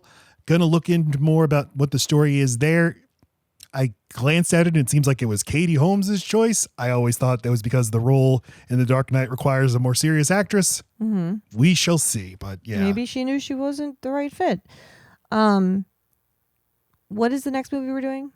The Prestige is next, and then The Dark Knight. Okay. The Dark Knight, our 200th episode. Wow. It'll be a dark night indeed. Katie Holmes as Rachel is a prosecutor, and there's a hearing for the guy who killed Bruce's parents. He was in the clink with Carmine Falcone, Gotham's biggest mob boss. And apparently Carmine Falcone told him all these secrets late at night. They'd whisper secrets to each other. And Joe Chill, the killer, has cut a deal, parole in exchange for me spilling the beans on. Now that's going to go great since the entire city is run by Falcone. Chill, you're making another great decision. And at the hearing, the prosecutor's like, Your Honor, this crime took place during the Depression. Now, the first time we hear of this depression, And you might be watching this movie and think, what, like the Great Depression? What? No, it's a different reality. It's a different depression. It's really bad. Oh, it was bad. We're not going to tell you all about of them it. are bad. We're not going to tell you why it was like, what's any specifics? No, it's just bad. It was bad. So, but what do they need to tell you, Matt? It's immense poverty. You can see the poverty is still all over the place. How is it different? What does it mean? How is it different from anything else that happens in our world or in this world? What does it matter? That's the point, is that a depression means the same thing everywhere. Job loss, people are starving, don't have any choices. But they're implying 10 years earlier in the world of this movie, it was like not the 1930s of our world. It doesn't matter. What matters is that you can assume that people don't have a lot of options, are desperate, and are committing more crime. A depression is the same every time. It's just to what degree. Was it only contained to Gotham or was it worldwide? Who cares? I care. I want to know this. It's just like a fucking Civil War where you cared. Oh, don't you fucking start. Fuck, it's not about that. Yeah, it's about radical centrism. We all No, need to it's get not. along. It's just about what would it look like if that fucking happened? What would just the day-to-day life be? What would be important? What would happen to people? That's And all the wars- movie's about. Wars happen everywhere. So the point of that movie is it's really bad if it happens in America. It's just trying to bring it to your front door so maybe that people will care a little bit more when it happens around the world. It's so obvious what that movie was for. So stupid. Yeah, Joe Chill. fucking Joe Chill. Not a good day goes by that I don't feel sorry for what I did. The depression doesn't excuse it, but I'm so sorry. Does anybody want to speak up for the Wayne family? Bruce Wayne stands up and then walks out. Cocks his gun. Oh, sorry. He brought a gun. He was going to go shoot the guy. Bought a revolver. Yeah. Just like a trained assassin. But he's going to go do it outside the courtroom. But a woman does a Jack Ruby. Hey, Joe. A Janice Falcone Ruby. says hi. My name's Janice Ruby. Shoots him dead. And then Katie Holmes grabs Bruce, absconds with him, says Judge Fagan, he must have been paid off to have this in an open hearing.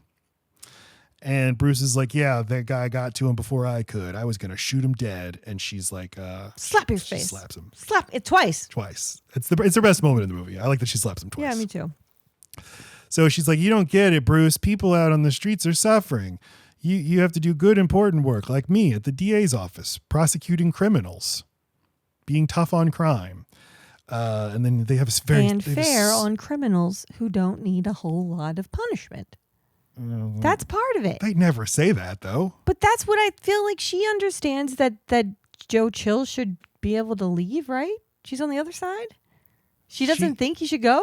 Her boss is the one who wants him to go free. Yeah. But that's her lover. But because that can get them closer to prosecuting Falcone. It's not like he's suffered enough. He's also a victim of poverty and horrible circumstances. Bring up the depression, but okay. But it's just in all three of these movies, the response to deteriorating conditions is we have to be tough on crime. That is odd. And Batman, it's like a child wrote it. It just seems to completely not understand how politics are. It's just bad guy, good guy, crime, criminal, fear. Exactly. That's what I'm saying. And it gets worse in The Dark Knight, which I think is a better movie. But this Batman is like, my mission will be complete if I can find somebody who can prosecute well enough. And maybe Harvey Dent, Aaron Eckhart in the next movie is the guy to do that. I mean, at least Bruce Wayne, you understand he is a stunted, traumatized person who is still very boy-like. He's not mature. So his response to all this, if you give someone like that with lots of money and some enabling adults and access to a weapons manufacturing company, you get a Batman. I think that's realistic enough. And then the fact that his reason for doing everything is kind of stupid and childish makes sense to me. But everything else being stupid and childish around him does not. I agree. It's just that the movies are on his side. The movies think he's right, that he's doing the right thing. Mm-hmm. Tim Burton's take was, this guy's insane. Right. He's more like these other crazy people than let's just watch him do stuff.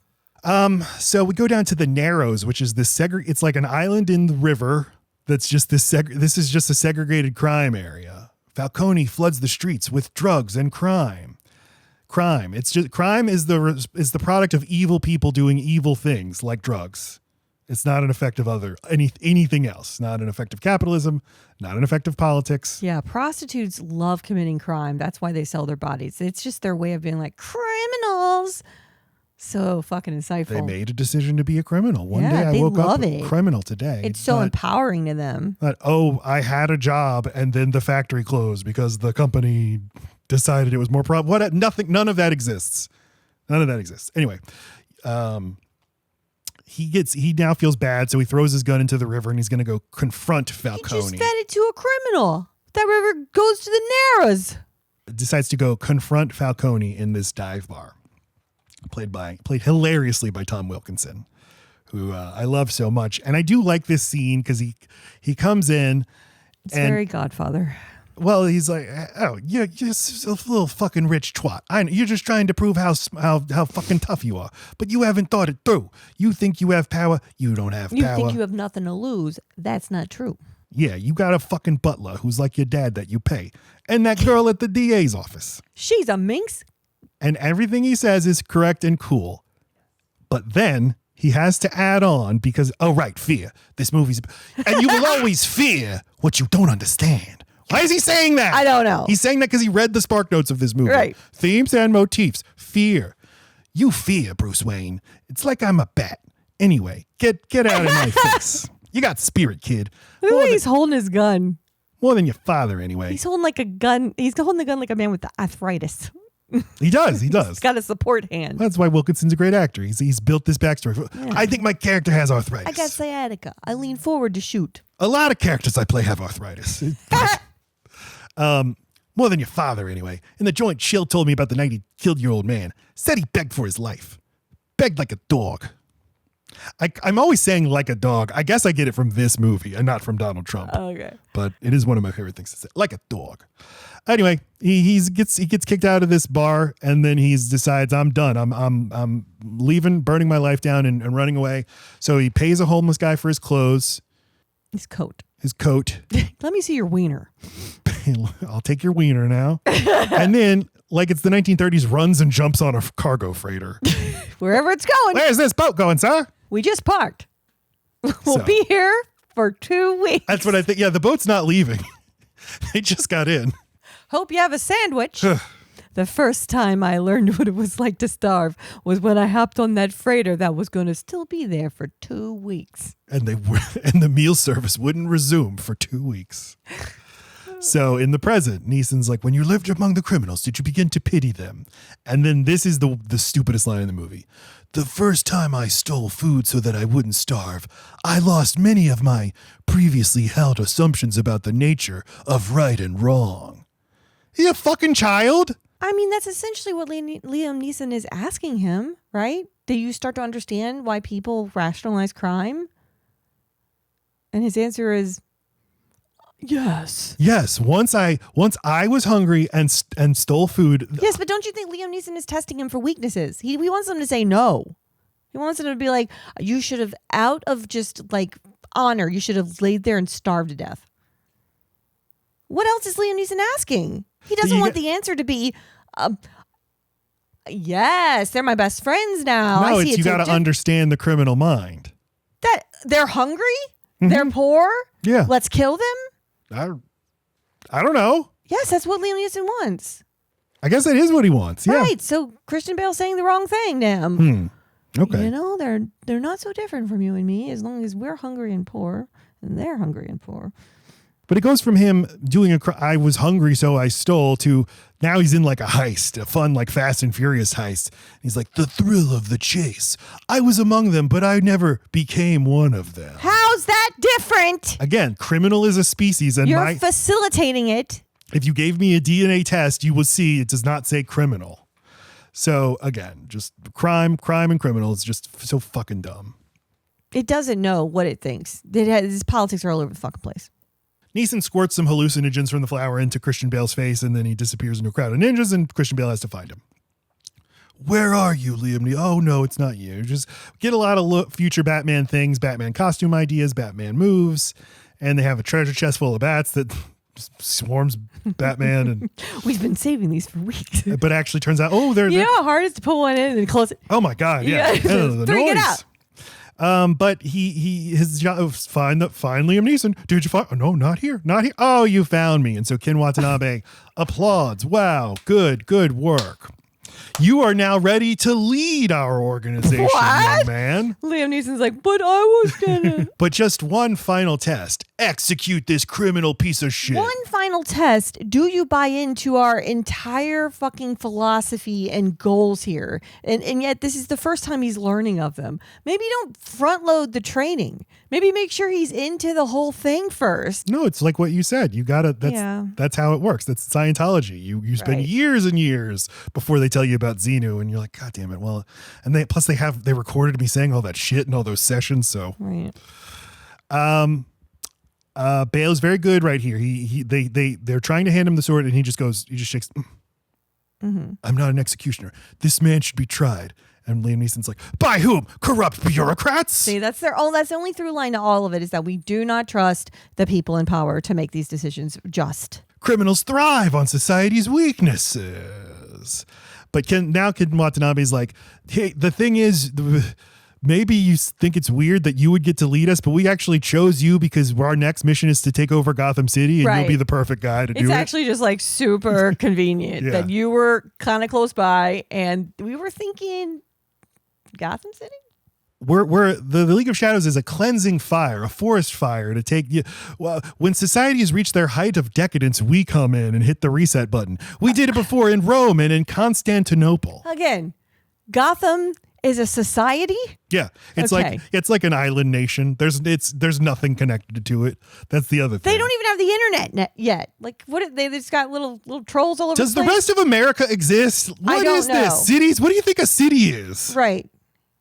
Is it part all of New York has to go, or just this one? And cities get their budgets from states anyway, as the people of New York are always complaining. Also, if you think you're going to actually execute every single person inside of that city, are you totally sure? Because are you not going to get little fractions of people who do escape and become your ISIS and your Taliban? That's how fractions happen. You're just spreading it. Yeah, it's not smart. It's not smart. We did it to Constantinople. I know you thought that it was the Turks who conquered Constantinople. No, it was us, the League of Shadows. We did it. Yeah, and Gotham, decadent. You may not have ever seen what makes it decadent, because again, this is if in this world Two-Face and the Riddler and stuff already existed, you'd be like, okay, I guess decadent. If there's always a fucking penguin and a cat lady popping up to control everything, yeah, I can see what you're saying. But it's like, this city's so decadent. It has drugs, the mafia. Yeah. That's a train. Yeah, that's it. Anyway, he's like, I refuse to comply with your mission to kill my people. From my planet. So they're going to kill him. So he attacks and single-handedly fights off all of them. Instantly kills Ken Watanabe. Right. And they really do, like, they're very willy-nilly with their resources and their time. Like, you train this guy up, and so the next thing you're going to do is just kill him. Why not brainwash him? Spend some more time. You got it. Well, they made him too good. Yeah. They did too good a job. But Liam Neeson gets knocked out, so he picks him up and carries him off to some guy's hut, and the guy's like, I will tell him that you saved his life. And Bale... I'm starting to think that guy did not deliver the message. I've always wondered about that. What did he say? Some guy. So then he just like makes a phone. Hey, Alfred. Hey, League of Shadows, come get me. Okay. Just on a fucking jetway with his thumb up. Any billionaires? Bruce Wayne here. Uh-oh. I do like this reunion a lot. Yeah. Now I think Nolan is obsessed with reunions, men who can't return home, but he loves once they do return home and how it's not exactly going as I thought it would be. I think one of the reasons he's excited about making the Odyssey is when Odysseus finally gets home, his home has been taken over, and now he has to get into disguise and beat all the people. I'm already tired. So Alfred picks him up in the plane, and he's like, Alfred, I come up with a plan. I'm going to be a vigilante guy. Okay. You've been gone for 7 years. I need you to settle down. We can, yeah. Fuck. All right. No. Listen. Okay. I'll be a symbol. As Bruce Wayne, I can't do shit, but as a symbol, I can be more. Be inspired. What do you think Alfred's been doing this whole time? He's just like in Bermuda shorts and like a coconut drink. Him and Morgan Freeman. Would you like pina coladas? And then he gets on his side. Fuck, he's alive. Oh. Shit. That's why he's all gung-ho, because he feels real guilty about the past 7 years of just fucking all over that mansion naked. And now he's like, yeah, no, whatever you want, governor. Yeah. We've all been here. We've been kind of a shitty friend or a shitty partner, Right. and so now we're really like indulgent. all in, oh yes. yeah. Oh, that you should get you should get your nose pierced. Yeah. When I asked you for $50 yesterday or the day before, and asked, and you didn't even ask what it was for. Like I said, Zell this phone number $50, and you said done, and I went, okay, that motherfucker bought something. No. I don't buy anything. I didn't. Folks, I had just been in the doghouse. I was sleeping on the sofa. What? I give Lacey an allowance. It's like a Lucy Ricky thing. Ricky. Alfred's like, during the Depression, your father nearly bankrupted his company trying to fight poverty, hoping to set an example. Did it help? In a way.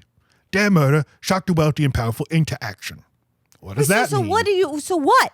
How do you feel about this, Alfred? Like, so do you think we should do this again?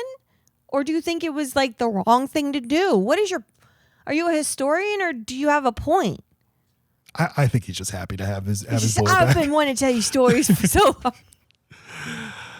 Okay, but then Bruce gives his speech with a symbol. I can be a symbol. Nothing more powerful than a symbol. This is a thing. This is a poison that infects directors. Is I devote my life to telling stories, so then all my movies become about how important stories are because it's the only thing you can think about. The series finale of Game of Thrones, the big climax, Peter Dinklage gives his speech. There's nothing more powerful than a story. It's like, of course you think that. You make your living telling stories, but it ignores that there's anything else to the world, like material conditions, financial self-interest. No, I'll be a symbol and it'll inspire action. It'll inspire more people to write stories. It's the end of story. Yeah, it's the end of Ferngully all over. I'll go back and tell them what we're doing to the rainforest. Alfred being very, very understanding here, but he's like, but Master Wang, you're legally dead and I own all your assets now, so you can borrow the roach if you want. That is funny. Bruce is back at home and he sees a bat in the house and Alfred's being very blasé. Oh, the bat's getting in the house sometimes, Master Wang. I'm just going to go do some serious exposure therapy right now. I'm going in the cave that I fell in and I'm going to touch some bats. There is a very huge lack of bat poo. And anyone that's seen fucking Ace Ventura Pet Detective, the second one, guano. For every bat, there is a white piece of shit on the ground. It's true. It should be covered in guano. Do you like bats? I love bats. I think bats are I know neat. you love bats. They freak me out. I've got no qualms with them. They've never touched me. I have no qualms with the bat. I like them when they're up high. I don't like them when they're down low. Well, like how you can't look at that wasp nest, but you want it to still be there. Matt!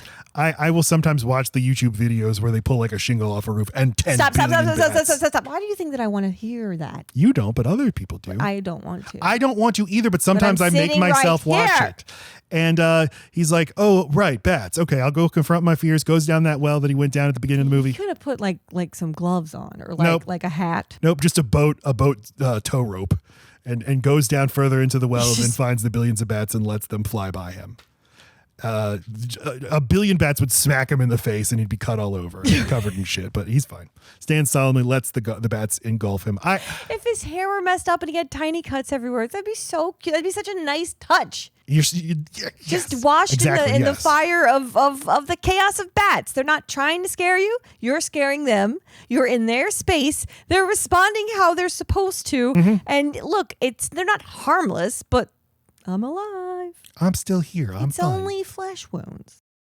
But at least it's the movie taking bats serious. Like when they invented Batman, it was just like, what can he be? What can he be that's cool? A Batman. What's at Good. night? Armadillo Man. And Batman was a blatant ripoff of characters that already existed. There was the Shadow You don't like my and the Armadillo Phantom. Man? He just moves. I love the idea. I would love to. Is that nocturnal? It is nocturnal. Maybe I mean Possum Man. No. Well, you famously can't get them confused with bunnies. But armadillos also carry leprosy, so he could weaponize his leprosy. Yeah. Armadillo Man. Now we meet Jonathan Crane. Cillian Murphy, who auditioned for the role of Batman, he said very early in his... Chin. It's You don't think he could do it? pathetic. No? No, and he's all eyes. You need his eyes. You need your top face and your fat lips. You need the whole package. Sorry. You're a real Macaulay Culkin. Well, We need the whole thing. I need him to deliver that face. I also don't want to be a voice actor. Bored. stick to on-camera acting, Cillian. Don't Give me resist the temptation. Give me those peepers. Don't follow the Macaulay Culkin example that Lacey keeps bringing up. The one time he did that. Don't do it. auditioned for the role of Bruce Wayne. He said both he and Nolan realized very soon into the meeting, you're not right for the role, but you got something. Because he put on the bat suit and he's just rattling around in it because he's tiny. You got something, so you can play the fucking Scarecrow. I hadn't seen 28 days later yet, but this was my first time seeing this guy. He's and I remember captivating. thinking, this guy's something. This guy's got something. Yeah, and boy does he. He's a good actor. And you think he's going to go into like heartthrob territory, but the older he gets, just the crazier looking he gets. And it's like, I can't look away. It's not attractive, but he ain't no heartthrob. He's just an alien. He's kind of weird looking. Yeah. He's from a different kind of... Dr. Jonathan Caine. He keeps having Falcone's thugs declared insane so that they don't go to prison. And Rachel, the prosecutor's like, that's not fair. They can't all be insane. He's like, can too. Look, I just wrote that they can. They are. And then he goes and meets with Carmine Falcone, and he alludes to having a boss who even Falcone is intimidated by. But there's a big deal going down. There's a deal going down, folks. What is that deal? We'll find out. Meanwhile, Wayne Enterprises, what's been going on there? Rutger Hauer, he's been running the company in a way that Thomas Wayne would not approve of. He's taken the company public, as he announces at this big business meeting. How's that bad? Thomas Wayne wouldn't have wanted it to go public because once you go public, then you have to answer to shareholders who are going to demand things like you need to be making more weapons and declaring more I wars. feel that cuts both ways, though, because when you keep it private, it just depends on who's at the helm. Yeah, and when it's private, you can do whatever the fuck you want. To your employees. Exactly. They're both bad. Yeah. Yeah, there's more accountability if you're public. Right. But there's the thing where if you're in charge of a public company, you're legally required to maximize the value for the shareholders. And so that justifies anything you want to do. Yeah. So Bruce Wayne comes in and he's like, hey, I'm Bruce Wayne. I think I own the place. Let me play putt-putt with the fucking secretary for some goddamn reason. Yeah, because they've done you need to play the part of Bruce Wayne, the billionaire That's what playboy. that's for? I think so. It's out of place. Or it's not, they don't do it. They need at least 3 of these things and Yeah. they only have 2 and they break the rule of 3 because the third should be his birthday party, but then he acts like a little twat in a different way. There needs to be a scene where he and Alfred are like out getting coffee and a hot lady comes up to him and he's like, oh, no, thanks. Go away, lady. And Alfred's like, Mr. Wayne, remember, you're like a guy who's like a big fucking billionaire. Something. Tells him, I don't want to interfere with this company. I just want to get to know this company. I've been thinking about doing applied sciences. And that's where Lucius Fox works. He runs the defense manufacturing division, which Lucius Fox, Morgan Freeman says is a dead end. They put me down in this dead end. How's this a dead end? Yes, this would be your This most is the profitable. entire This is the point. company. Yes, this is the point of Wayne, whatever. They put him down. He used to be on the board, but he was asking Maybe too the many rest- questions. Maybe the rest of the company just produces slot machines. And maybe they're right. Or maybe This just is more lucrative. or just buttons for slot machines. Something very boring like that. I asked too many questions, Mr. Wayne. And so they put him down here. And so he shows Mr. Wayne all this cool shit. And Bruce is like, hey, listen, I need this for cave diving and stuff. And he's like, Mr. Wayne, if you don't tell me what you're doing, I don't have to lie about it. But that means that for a while, Morgan Freeman, I guess, is under the impression that he's doing what? He's fucking like hunting tigers? Doing Epstein shit? What does he think this billionaire's doing? He doesn't say that line until after the first night that the bat does stuff in the city. So maybe He already knows. Yeah. That's a good. It would be hard not to know. Right. Like, oh, someone was able to get away with a grappling hook and a fucking thing. Yeah. And yeah. Okay. Yes. That sounds like our products. It's time for Batman's first mission. His suit isn't complete yet, but Jim Gordon hanging out with his corrupt partner, our old friend Mark Boone Jr. And Gordon goes into his office and Batman is waiting for him, holds a stapler to his head. He's like, tell me, what do we need to do to take down Falcone?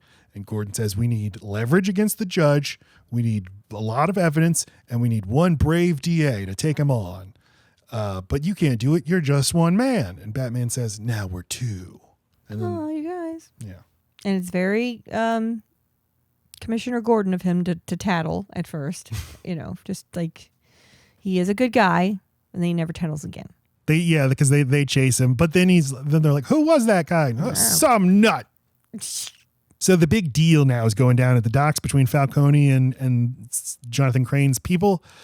And now Batman makes his first proper appearance. It's 1 hour into the movie. Batman in his full costume, and he's abducting these thugs. They get really scared, and this is edited like shit. You can't see him do anything. Nope. He fights off everybody in a circle. You don't see any of it. It's really bad. No idea what the fuck's happening. Yep. All I know is there's some stuffed animals.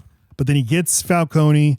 Who the hell are you? And he says, I'm Batman. And then he sees the homeless guy. And he's like, oh, hey, nice coat. And then goes and finds Rachel at the train station, gives her a bunch of evidence. He gives her compromising photos on the judge and tells her, go ahead, rattle a few cages. And he's chained Falcone up to the searchlight so we can see the primordial bat symbol in the sky. Now a random American Psycho moment. Yeah, because Alfred's like, hey, you need to go do more society stuff. You need to buy things that aren't for sale. I do like that he buys the hotel at the end of it.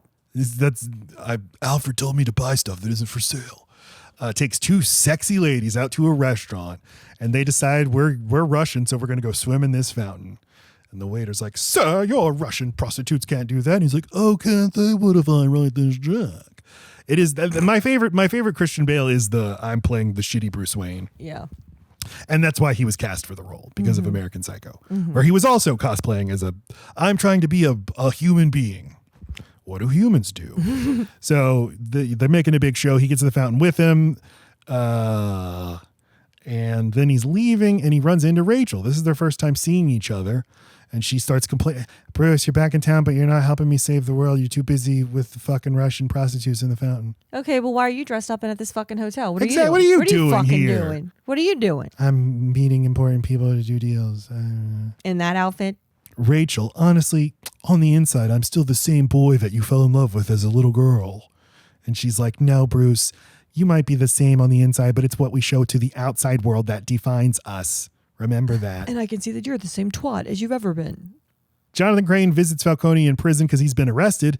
And he's like, hey, I'm in prison, but I know there's another big drug deal going down, so let me in on it. And Crane's like, no, we've decided we're done with you. So he sprays him with some drugs and now reveals himself to be the Scarecrow and puts a sack over his head. Do you like Lacey, the Scarecrow vision? Yeah. Yeah. I mean, it's effective. It would scare the fuck out of me. And it's small scale enough that it makes sense how he got his hands on it. I like how practical it is. Everything else seems real expensive. Yeah, and it's a way that Batman is supposed to be grounded. There's not supposed to be supernatural stuff. Right. This is a thing from the comics that you can translate and make it grounded in the movie. And the movie does a good job of it. And we're all super fragile this way. And I don't. Anyone can be taken. I mean, just look at the use of pepper spray and different things that the cops use on protesters. Or look at what happened to the aforementioned Jack Ruby right before he was going to go talk to the Warren Commission. They fucking LSD'd the shit out of him and he went insane. Right. This is an actual thing that happens. Clockwork oranged him. No, yeah. Or ultra. This is what you can do to problematic witnesses. You MK Ultra them and now they're no good to anybody. The Narrows. Is this shit CGI crap? Yep. It looks like shit. Yeah, it really does look bad. Now, when you're down in street level, they built all of this in a studio and it looks cool as hell. It's cool, but like they keep showing this shot and I hate it. Yeah, it's just CGI PlayStation inserted into the Manhattan skyline. It just reminds me of Ready Player Go for some reason, in a bad way. Ready Player One. Yep. And then Joffrey Baratheon is there. It's very weird. The actor who will go on to play him is there. And he's like, Batman, are you here? I'm the one. I'm outside because my dad's hitting my mom. Yeah, because he's a criminal. But I'm a good one. But I'll be a criminal one day. The only person we meet in the whole Narrows. You know he's good because he's blonde. Batman gets attacked by Scarecrow here, attacked with the pepper spray, and Batman goes a little cuckoo. You mean the tripping spray? Yeah. Is that what you mean? Yeah. Why are we calling it pepper spray? The flower spray. Whatever. The flower It's spray. a psychedelic. It's very different, Matt. You understand it? Now we arrive at the most important scene in the movie for Lacey. Alfred and Lucius in the shot together. Lucius Master Wayne wakes up in his bed and he's like, how long have I been out? And Alfred's like, 2 days, Master Wayne. And he's like, what hath brought me back to life? And Morgan Freeman's like, well, I concocted a cocktail, Mr. Wayne, blah, blah, blah. And Lacey gets so excited by what's so good about this scene. I just like all these guys. There's nothing. Just feel like I'm in capable hands. How can this be a bad scene? These guys in here. Yep. And we get the just very, very casual Alfred. Lucius. I see, indicating some sort of torrid affair. They kissed after a party one time, like 25 years ago. That's how that'll do it. And they don't talk about it. Well, they but should. They know. But they both know that Master Wayne did not allow homosexuality. It wasn't that. It's just your colleagues. Out of pure respect, they continue to not be homosexuals after his death. So then Rachel comes over and she's like, I brought you your birthday present. Happy birthday. It's the arrowhead. I had time to take a fucking train all the way to the fucking countryside to bring you this box. You mean nothing to me. Goodbye. My boss is missing. My boss? The one you kiss? We have your partner? The local mob boss. We're prosecuting him right now, but I had to come deliver you this stupid arrowhead. And they never mention her lover boss ever again. Never again. He's gone. It's fine. He's a totally good-looking fine And guy. by the way, in the next movie, she's also dating her district attorney boss. Is it just the same guy? He came back? No, it's Two-Face. He's not Two-Face yet. But she's like, hey, Briss, I brought you this arrowhead. I got to go because my boss is missing in Arkham Asylum. Dr. Caine is meeting Falcone. Got to go deal with it. And he's like, thank you for all that information, Rachel. Okay. And then you sure are kind of a chatty girl for being someone with all this confidential. And aren't these people under investigation? Well, he runs to Alfred. He's like, I got to get to Arkham Asylum quick. And Alfred's like, but you have your birthday party, Master Wayne. You got to act like a real trollop. You got to show your dick and peas. Well, it's a sitcom plot. Like, I've got 2 dates. He's Mrs. Doubtfire. He's just running from one part. No, I'm Batman. And then, hey, I'm cool guy. No, I'm Batman.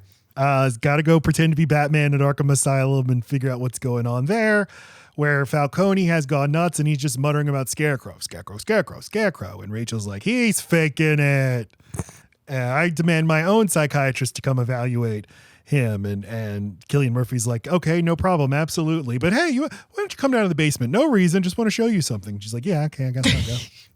You ever dance with the devil in a basement? No, I never have. What's it like? I want to try and find out. Come see all my pharmaceuticals. Yep. And he's just like, oh, look at my vast criminal enterprise. Now all these you people know. Cooking up drugs and pouring it into the water supply. I've been made. And then now you're dead. Poof, sprays her with the spray. Gave her a mega dose. Like, just kill her. If you're going to kill her, just kill her. Why bother? I sprayed her with a mega dose. No need That's rude. No need to kill her. She's going to die of insanity. Being freaked out, yeah. What a terribly sad way to go. But then Batman arrives and Cillian Murphy. And he's just like, shush. He's great. Shush, Rachel. He's here. Who? The Batman. And they're like, what do we do, boss? And he's like, what you always do when there's an intruder. Call the cops. Call the cops. We're pouring all these drugs into the water supply. And he's like, well, they can't stop us, can they? But Batman beats up all the goons. It's very easy for him to do because he's had all that League of Shadows training, of course. But just you retelling what is happening here. I know. I mean, I didn't check out or anything, but it's just like a couple words, fight, couple words here and there, action, and all the action so bad. Yeah, it's almost video gamey. It's like cutscene and then it's almost like they're throwing it away. Like he just needs to be Batmaning around. He's got to Batman a bit, show those martial arts, but there's no craft in it. They went to all the trouble of showing what an amazing fighter he is, and yet I feel like I saw no really interesting hand-to-hand combat the entire time. No, I know. Once he's in the suit, you lose all of it. If John Wick were in a giant rubber freaking inflatable suit or whatever, I would not care about his martial arts. Well, and Liam Neeson even later says Batman's like, I can easily fight 2 of your guys. He's like, oh yeah, we'll try 4. But it's very easy. And you should get a sense of this is difficult. How's he going to do it? Oh, that's how he's doing it. And it's thrilling to see him do it. What's awesome about John Wick, he does it, but it doesn't look easy. Yeah, but it's all just fodder for Batman. It's just easy. Jink. So he interrogates Scarecrow. Who do you work for? And he says, Ra's al Ghul. Ra's al Ghul is dead. But Scarecrow is now Scarecrowing out. He's all crazy. I mean, one would think he would have inoculated himself. You would think. Is he admitting? Okay, he's admitting it because he's been gassed. Sorry. Yeah. Okay. So Batman summons his bats via his bat summoning device. He blows a bat whistle and they all come. He's just torturing bats just to make a show. Just it's just a frequency only they can hear. They're like, stop it! Yeah, just subtitle in bat ease. It's just pain, pain, pain. But these bats provide the distraction that Batman needs to get his friend Mr. Gordon, because he's not commissioner, Lieutenant Sergeant Gordon, whatever his rank is now. I want to show respect to the rank and the badge, but he comes in and he's like, get this fucking girl to my car now, okay? Yeah, okay. They get Rachel out into the Batmobile, and Batman takes off. This is our first Batmobile scene, the tumbler. And of course, to honor the occasion, Gordon says the classic line, where does he get all these cool toys? I gotta get me one of these. Oh, that, okay.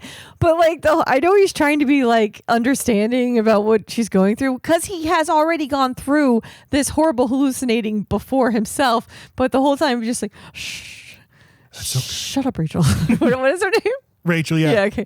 Hush now, hush now. Hush. She's tripping such balls that he's like, you think you're what she needs to see right now? Why not put her in the car with the normal man? That's a good point. Here, I'm going to put you in the car with Gary Oldman. Right. No, with a bat. Hey, shut up, Rachel. Yeah, you're really tripping balls right now. You'll be okay. I've been where you've been, sister. Okay. But this car chase, I think it's okay. What do you think? You don't like the action scenes in this movie? I like the car. I can follow the car. Yeah, it's pretty well done as a car chase because the geography is pretty simple.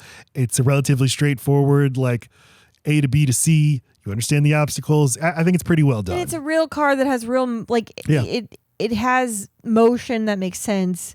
Yeah. So I'm real following physics. it. Yeah, it looks like one of those things you like put on a moon, one of those. Rambler. A rover. A Rambler rover. The Dark Knight escalates this and also has some great car chases that are like, they're simpler than you see in other movies, but it's all done in camera, and that's what makes it so effective. I mean, the Batmobile is, it's very unique to have a separate entity from the superhero that is like the Thing. I need to look at the Thing that he's got. Spider-Man doesn't have any exterior thing where it's like, oh, the shit's out here now. Wonder Woman's plane's invisible, so what the fuck can you do with that? Yeah. Right. And then Superman, what's he got? Batman's got a Batmobile. You got to give the Batmobile a moment. Like, there's a Batmobile, if you will. Make a meal of it. Yeah. I feel like in every movie and every show, you do have to give the car its moment. So he gets Rachel back to the Batcave and gives her the antidote. She wakes up. He gives her the antidote. She wakes up. She's like, what's going on? And he's like, listen very carefully. You got to go back to your house now. And as soon as you wake up, because I'm about to give you a sedative that's going to make you sleep for a long time. And as soon as you wake up, you need to go give Gordon these two things. And he's barely even finished talking when he shoots her. Like, he's got no medical training. He doesn't know how long it takes for her. She doesn't even know how online she is right now. Yeah. She's just going to wake up with a bloody hand because she's crushed fucking vials of shit in her hand while she's tweaking out on the sedative. Yeah, I'm not good at taking in information before I go to sleep. Also not good when I wake up from sleep. Also not great at any other moments, but I'm bad at these. I'm really, really horrendous at these These are the wrong periods. times to be giving the codes to the saving of the city. They don't end up using it though. Right? No, she does. She gives one to Gordon. And he takes it. But the other one. The other one is for mass production. Right. We don't see them do. You're right. Because instead what we hear him say is, the Narrows is lost. What does that mean? They're all dead? Fuck it. They're all fucking each other? Let's just hold on to this then. We might need something for the good people later. Bruce makes it back in time for his big birthday party. The Mrs. Doubtfire has succeeded. And then he blows it all up. But he is just trying to get everybody to leave. Leave! He's trying to help them by being like, fuck y'all, stupid fucks. Well, I want to note a couple things. No, this troubled you. He walks down into his birthday party and they're already mid-singing happy birthday. Well, because I was like, they just make them sing over and over until he comes and has the birthday. Uh-huh. Yeah, so they they're like audio animatronics, and he's now passing them on the roller coaster. It's worse than that. They're so tired. They've been drinking champagne for 3 hours. Happy birthday. Like they think that'll get him. We'll coax him down. And then he finds Morgan Freeman, and he's like, "Hey, can you mass produce that antidote?" give me 3 fucking months? Yeah. Yeah, I can do it. And he's like, okay, good, because there's this airborne hallucinogen and they put it in the water supply. And he's like, well, put it in the water supply is no good. You have to vaporize it. Oh, shit. Unless you have a microwave emitter like the one that we just lost. Oh, no. And he's like, well, go back to Wayne Enterprises and get to work on an antidote. And he's like, okay, I will. So then Bruce is about to, I don't know, go do something else. And then this woman comes up and she's like, Brucey, you absolutely must meet Mr. Ra's al Ghul. Oh, right. And then it's another Asian guy who's not Ken Watanabe. And he's like, I saw Ra's al Ghul die. You're not Ra's al Ghul. You're a fucking phony. You're just a big fat phony. You're such your pooser ass. This is why he's so good at giving the phony speech. In a second, he's channeling what he just felt. Mm-hmm. And then Liam Neeson. But is Ra's al Ghul immortal? Cheap parlor tricks to conceal your true identity. Oh. Liam Neeson is Ra's al Ghul. Holy shit. Oh my God. Reveal. The Prestige has happened. This truly did rock my world when I saw the movie. And the lady I was on a date with, she shouted, lady. No! His fucking friend. Didn't even kiss her. I'm so sick of hearing about this stupid fucking date. This lady, I was on a date when you were 14. 17. Oh, excuse me. Almost 18. You kissed when you were 18, and it wasn't So? her. No. So what's with this? What do you... It's not a date. You went to the movies with someone. That's a date. We were dating. What do you think a date is? I just bet you weren't dating. We were dating. This was dating. Just because we didn't fucking finger each other's buttholes at the movies like you and your boyfriends. That's for me and you. I only ever fingered my own butthole at a movie before you. Okay? Yeah, right. That's how you give it the stinky popcorn. You reach over after you fingered your own butthole. Giving it a name doesn't make it any more pleasant. Nope. Yeah, Ra's al Ghul. He's like, hey, I'm here to finish the job. And I sound Should like we Morgan ninja Freeman. right here or later? Should we ninja right here? Or ninja later? Should we Dragon Claw right now? So then the best moment in the movie, Bruce Wayne has to give a Patrick Bateman speech about how everyone here is just a big fucking phony. Now, please leave. It's not a joke. It's funny, and he's so good at it. It makes me so uncomfortable. They're all so upset. They are They put upset. on outfits. It's not a joke. I'm serious. Get the fuck out. And then the guy's like, the apple has fallen very far from the tree, Mr. Wayne. He lives not in a convenient location. These people had to travel these poor from the people. city. Oh, I hope they're okay. You think it's easy for a woman my age to get a bus all the way to... I can never stop thinking about the Catch Me If You Can substitute teacher. Oh, now I'm thinking Makes me about her. sad every time. So Liam Neeson's like, amusing, but we're gonna, what does he sound like? We're gonna drug the whole city, burn the town to the ground. Man was not meant to live like this. Crime, despair. Is this even a life? We sacked Rome, burned London to the ground, loaded Heard cargo this ships speech with before. plague. Liam. If you've heard of a historical event, we did it. And we're going to do it now to Gotham. And now, He is an so- even stupider line. He is so fucking psyched for it to be his time, his era. All those things are ancient. Now I get to do the Gotham one. It's like when... I trained for years. I'm gonna do a city instead of a state instead of a country. Not any of these cool ones. He's like a reformer. We need to go back to the glory days of League of Shadows. So here's what he says. He says, we tried. We nearly did destroy Gotham in the 80s. We tried a new weapon this time, economics. But the good people, like your billionaire parents, they fought back. He's literally saying poverty is not caused by anything other than the League of Shadows. That's what causes it. We tried to destroy the city in the 80s with economics. We caused the depression. Right. It's a shadowy figures, a shadowy cabal. It's just a few bad apples. It's definitely not capitalism. No, you can't come anywhere close to critiquing capitalism. You have to say, no. Those are just good businessmen trying to help. Yeah. Like Wayne, he just did it wrong because he gave away his money. You're supposed to be a good businessman and keep all your money. keep all your money, put a bat cowl on, punch guys who smoke weed. That's what you do. Smell like an eraser. So then they light Bruce Wayne's house on fire and leave him for dead.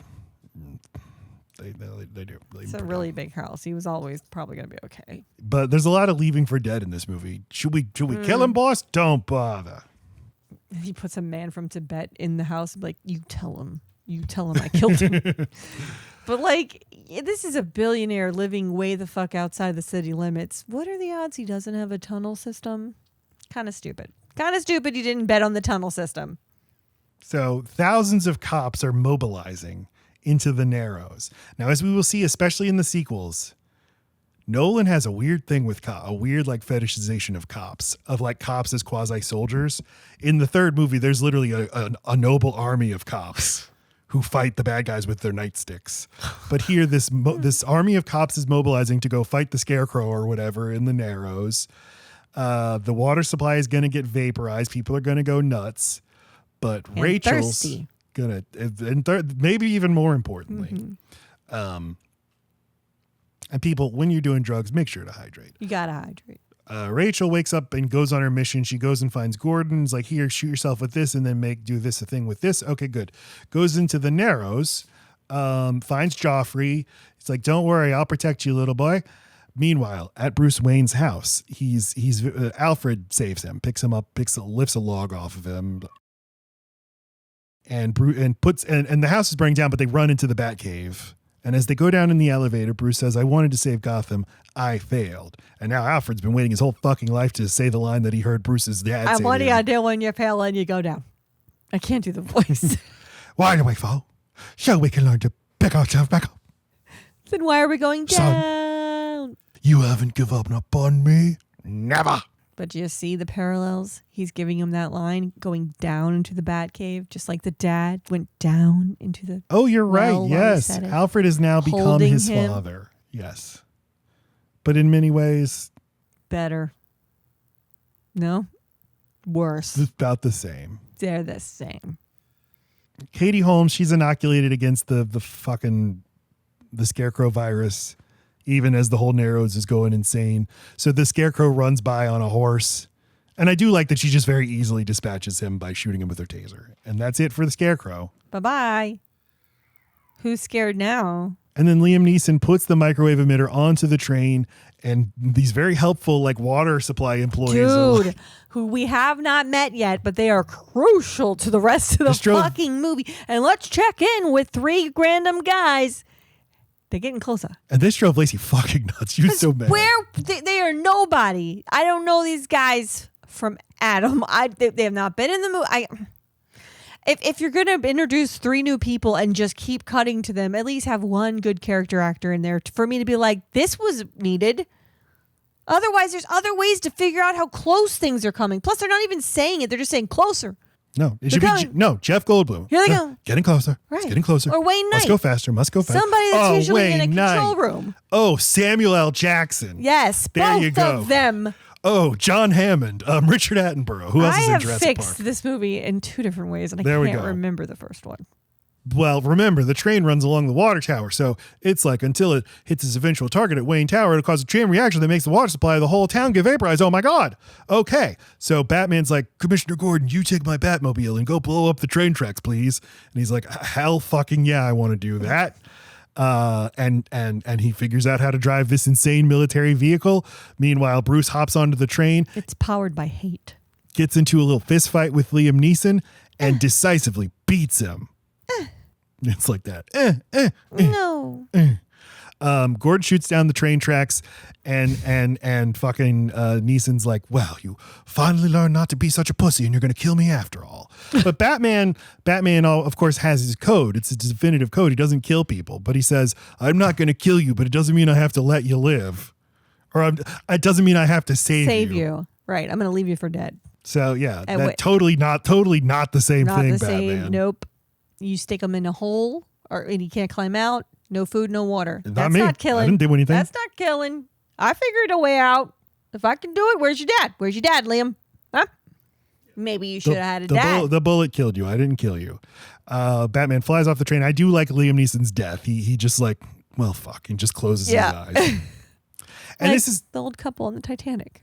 yes, it's just as sweet too. Yeah. This train crash is great. It's all done practically, just all in the camera. Nolan, this is what he excels at. But the Narrows is poisoned, and we only know one person down there, and Gordon will say in a minute. Yeah, the Narrows is lost. Something like 2 million people dead, but you win some, you lose some. I don't know. I feel like the League of Shadows did what they came to do. Yeah, I think they succeeded. Also, it seems like the movie maybe doesn't care about poor people. Right. So like, okay, so you destroyed where all the poverty was. Ooh, we ended poverty in our lifetime. Great. Yes. If you see all those high rises, lights on, looking pretty, they look really good in the background, haven't been touched. Manhattan is fine. Harlem is down. The Simpsons thing where it's like, imagine a town that works and they have footage of a homeless man and then it transitions and the homeless man turns into a mailbox. So they're going to rebuild. Bruce is over at his house. He's like, look at all the devastation of my house. Wow. And he just like picks up a brick. He's like, better get to work. And Katie Holmes comes in. She's like, Bruce, your house is burnt down. He's like, yeah, but we're going to rebuild it brick by brick. And Lacey shouted, ew. Why did you shout ooh at that? Because don't be all like sentimental and like, ooh, my ma and my pa and tradition, and it's going to be exactly the same with our bare hands. Number one, no, you're not. After you've touched that brick, you're fucking done. You're hiring people. Number two, you didn't care about the manor before and all the shit. Now you're doing something different anyways. Why don't you just build it a little different? He's grown. He has not. He's been on psychedelics. Alfred this whole time has been trying to teach him. I must make a promise to a good man. Help hold your family honor, sir. And now Bruce is finally... I'm just saying it's a bit wasteful that you're going to rebuild a mansion exactly as it was, brick by brick. Do you know how expensive that is? It's his family's legacy. They saved Who cares? It's just They ended slavery. Build it cheaper. You're telling me Italian marble is going to cost just as much now as it did back when your dad fucking installed it? You're being an idiot. Use your funds for other things. Well, that's the whole thing with... Hey, Bruce Wayne, use your funds for other things. That's the Batman story. Just don't act like it's fucking noble. Between now and when we record our Dark Knight episode, I want you to come up with a plan that makes sense of how Bruce Wayne can use his money and not be evil. Okay. I'm on it. I made a video about this and people hated it, but you do it. How can you actually not be a criminal and use your money for good? All right. You can't. Who are you going to give it to? None. Okay. Anyway. You're going to fund something. Kate Holmes is like, I know that you're Batman and that means we can't be together because you're Batman. And it's fine because I don't even really like you anyway. And then the final scene when everybody in the audience is fucking just creaming their corn. Throwing the cum at the screen. They come inside their popcorn. They call it cream in the corn. That's what they call it? Yeah, a stinky palm and then a cream in the corn. This is all the stuff I do at the movie. That's how you hit for the cycle when you get both of those. And then you give your date a strawberry shortcake. and then you go up to the fucking person at the counter and you say, I'm a member. And then they type in your phone number and they say, you have a free popcorn. And you're like, yes! You've done the round. These happy days are yours and mine. Happy days. So Batman meets with Gordon at the newly built Bat Signal. And Gordon's like, well, you rattled their cages, but what about escalation? Escalation? Yeah, we wear Kevlar vests. They buy armor-piercing rounds. You're going to attract some real nut jobs, Mr. Batman. Take, for example, this guy. This nut job. He's robbed a bank. Nutter. And he left his calling card. And he hands Batman a playing card. And we all know what it's going to say. Queen of Diamonds. No, it's the Joker. And Batman says... It's the instruction card that no one keeps inside the deck. What if he was that guy? I'm the instructor. I'm the instructor, Batman. Well, they need to be Jigsaw. Gets mad at people for not following the rules. You shouldn't throw me away. It's really 53 pickups, hey? You'll never defeat me, Batman, the instructor. Now, Batman says, I'll look into it. Which you always think is the last line of the movie, but no. Gordon says, last line. I never said thank you. And you'll never have to. Because I'll always already be gone. This is my point with the Christopher Nolan dialogue. What you could say instead, Gary Oldman's just, hey, thank you, Batman. Right. I never said thank you. Now you say something. What do you suppose we do about that? Well, we come over to my place. We'll have a brewski. But I mean, and this has got to be like, maybe this is the Oppenheimer moment because this is great. And even now it has some power. But you're like, yeah, of course the Joker's going to be in a Batman movie. But in 2005, you'd never seen a movie tee up a sequel like this. And now you have to tee it up like this. I see. This is the thing. And he makes a lot of new shit. And remember, the Jack Nicholson Joker was 16 years old at the time. We're now way more time has passed between this movie, Batman Begins, and us right now. Well, now, why was the Joker an inevitability and not the Penguin? Because the Joker's the villain. I mean, he's the villain of comic books. He's like the character of American comic books. I mean, no, you don't think so? No, I'm just making a face. Oh, okay. For those of you not watching, it was quite a face. Imagine Reese Witherspoon in a car with Ryan Felipe. That level of face. Yeah, exactly. But it's like, I'm coming out of my shell. Coming into my shell. Yeah. So you're saying he should have turned over the card and it should be a penguin? It's just like... He should open an aquarium and inside of it's a penguin. Oh my God. No, I just didn't know why you thought it would be. I mean, there's a lot of iconic villains from the previous Batman movies that I know. So to me, those were all just as likely. I didn't know the Joker was a midnight star. I didn't know he was the big deal. I thought Heath Ledger made him a big deal. Although, of course, Jack Nicholson was amazing as him. You know, all credit be to him. I feel like I need to be very careful. You haven't noticed that like actors keep playing the Joker and winning Oscars? After Heath Ledger. Okay, so you're saying, okay, it's Heath Ledger that made... Then it's obvious. I got you. Okay, well, fantastic. Maybe we should memento this shit so I can get some goddamn respect. So I was just shitting my fucking pants in the movie theater. The Joker! They're going to do the Joker in a Batman movie. I can't believe it. That's why I didn't get a second date. Shit, I'm so... This was like my 5th date with this lady. And I think it was about time to be done. Did the shit pants on date 5. I mean, you're not wrong. But Hurricane Katrina happened. Blah, blah, blah. Was it Katrina? That's a long story. Batman Begins.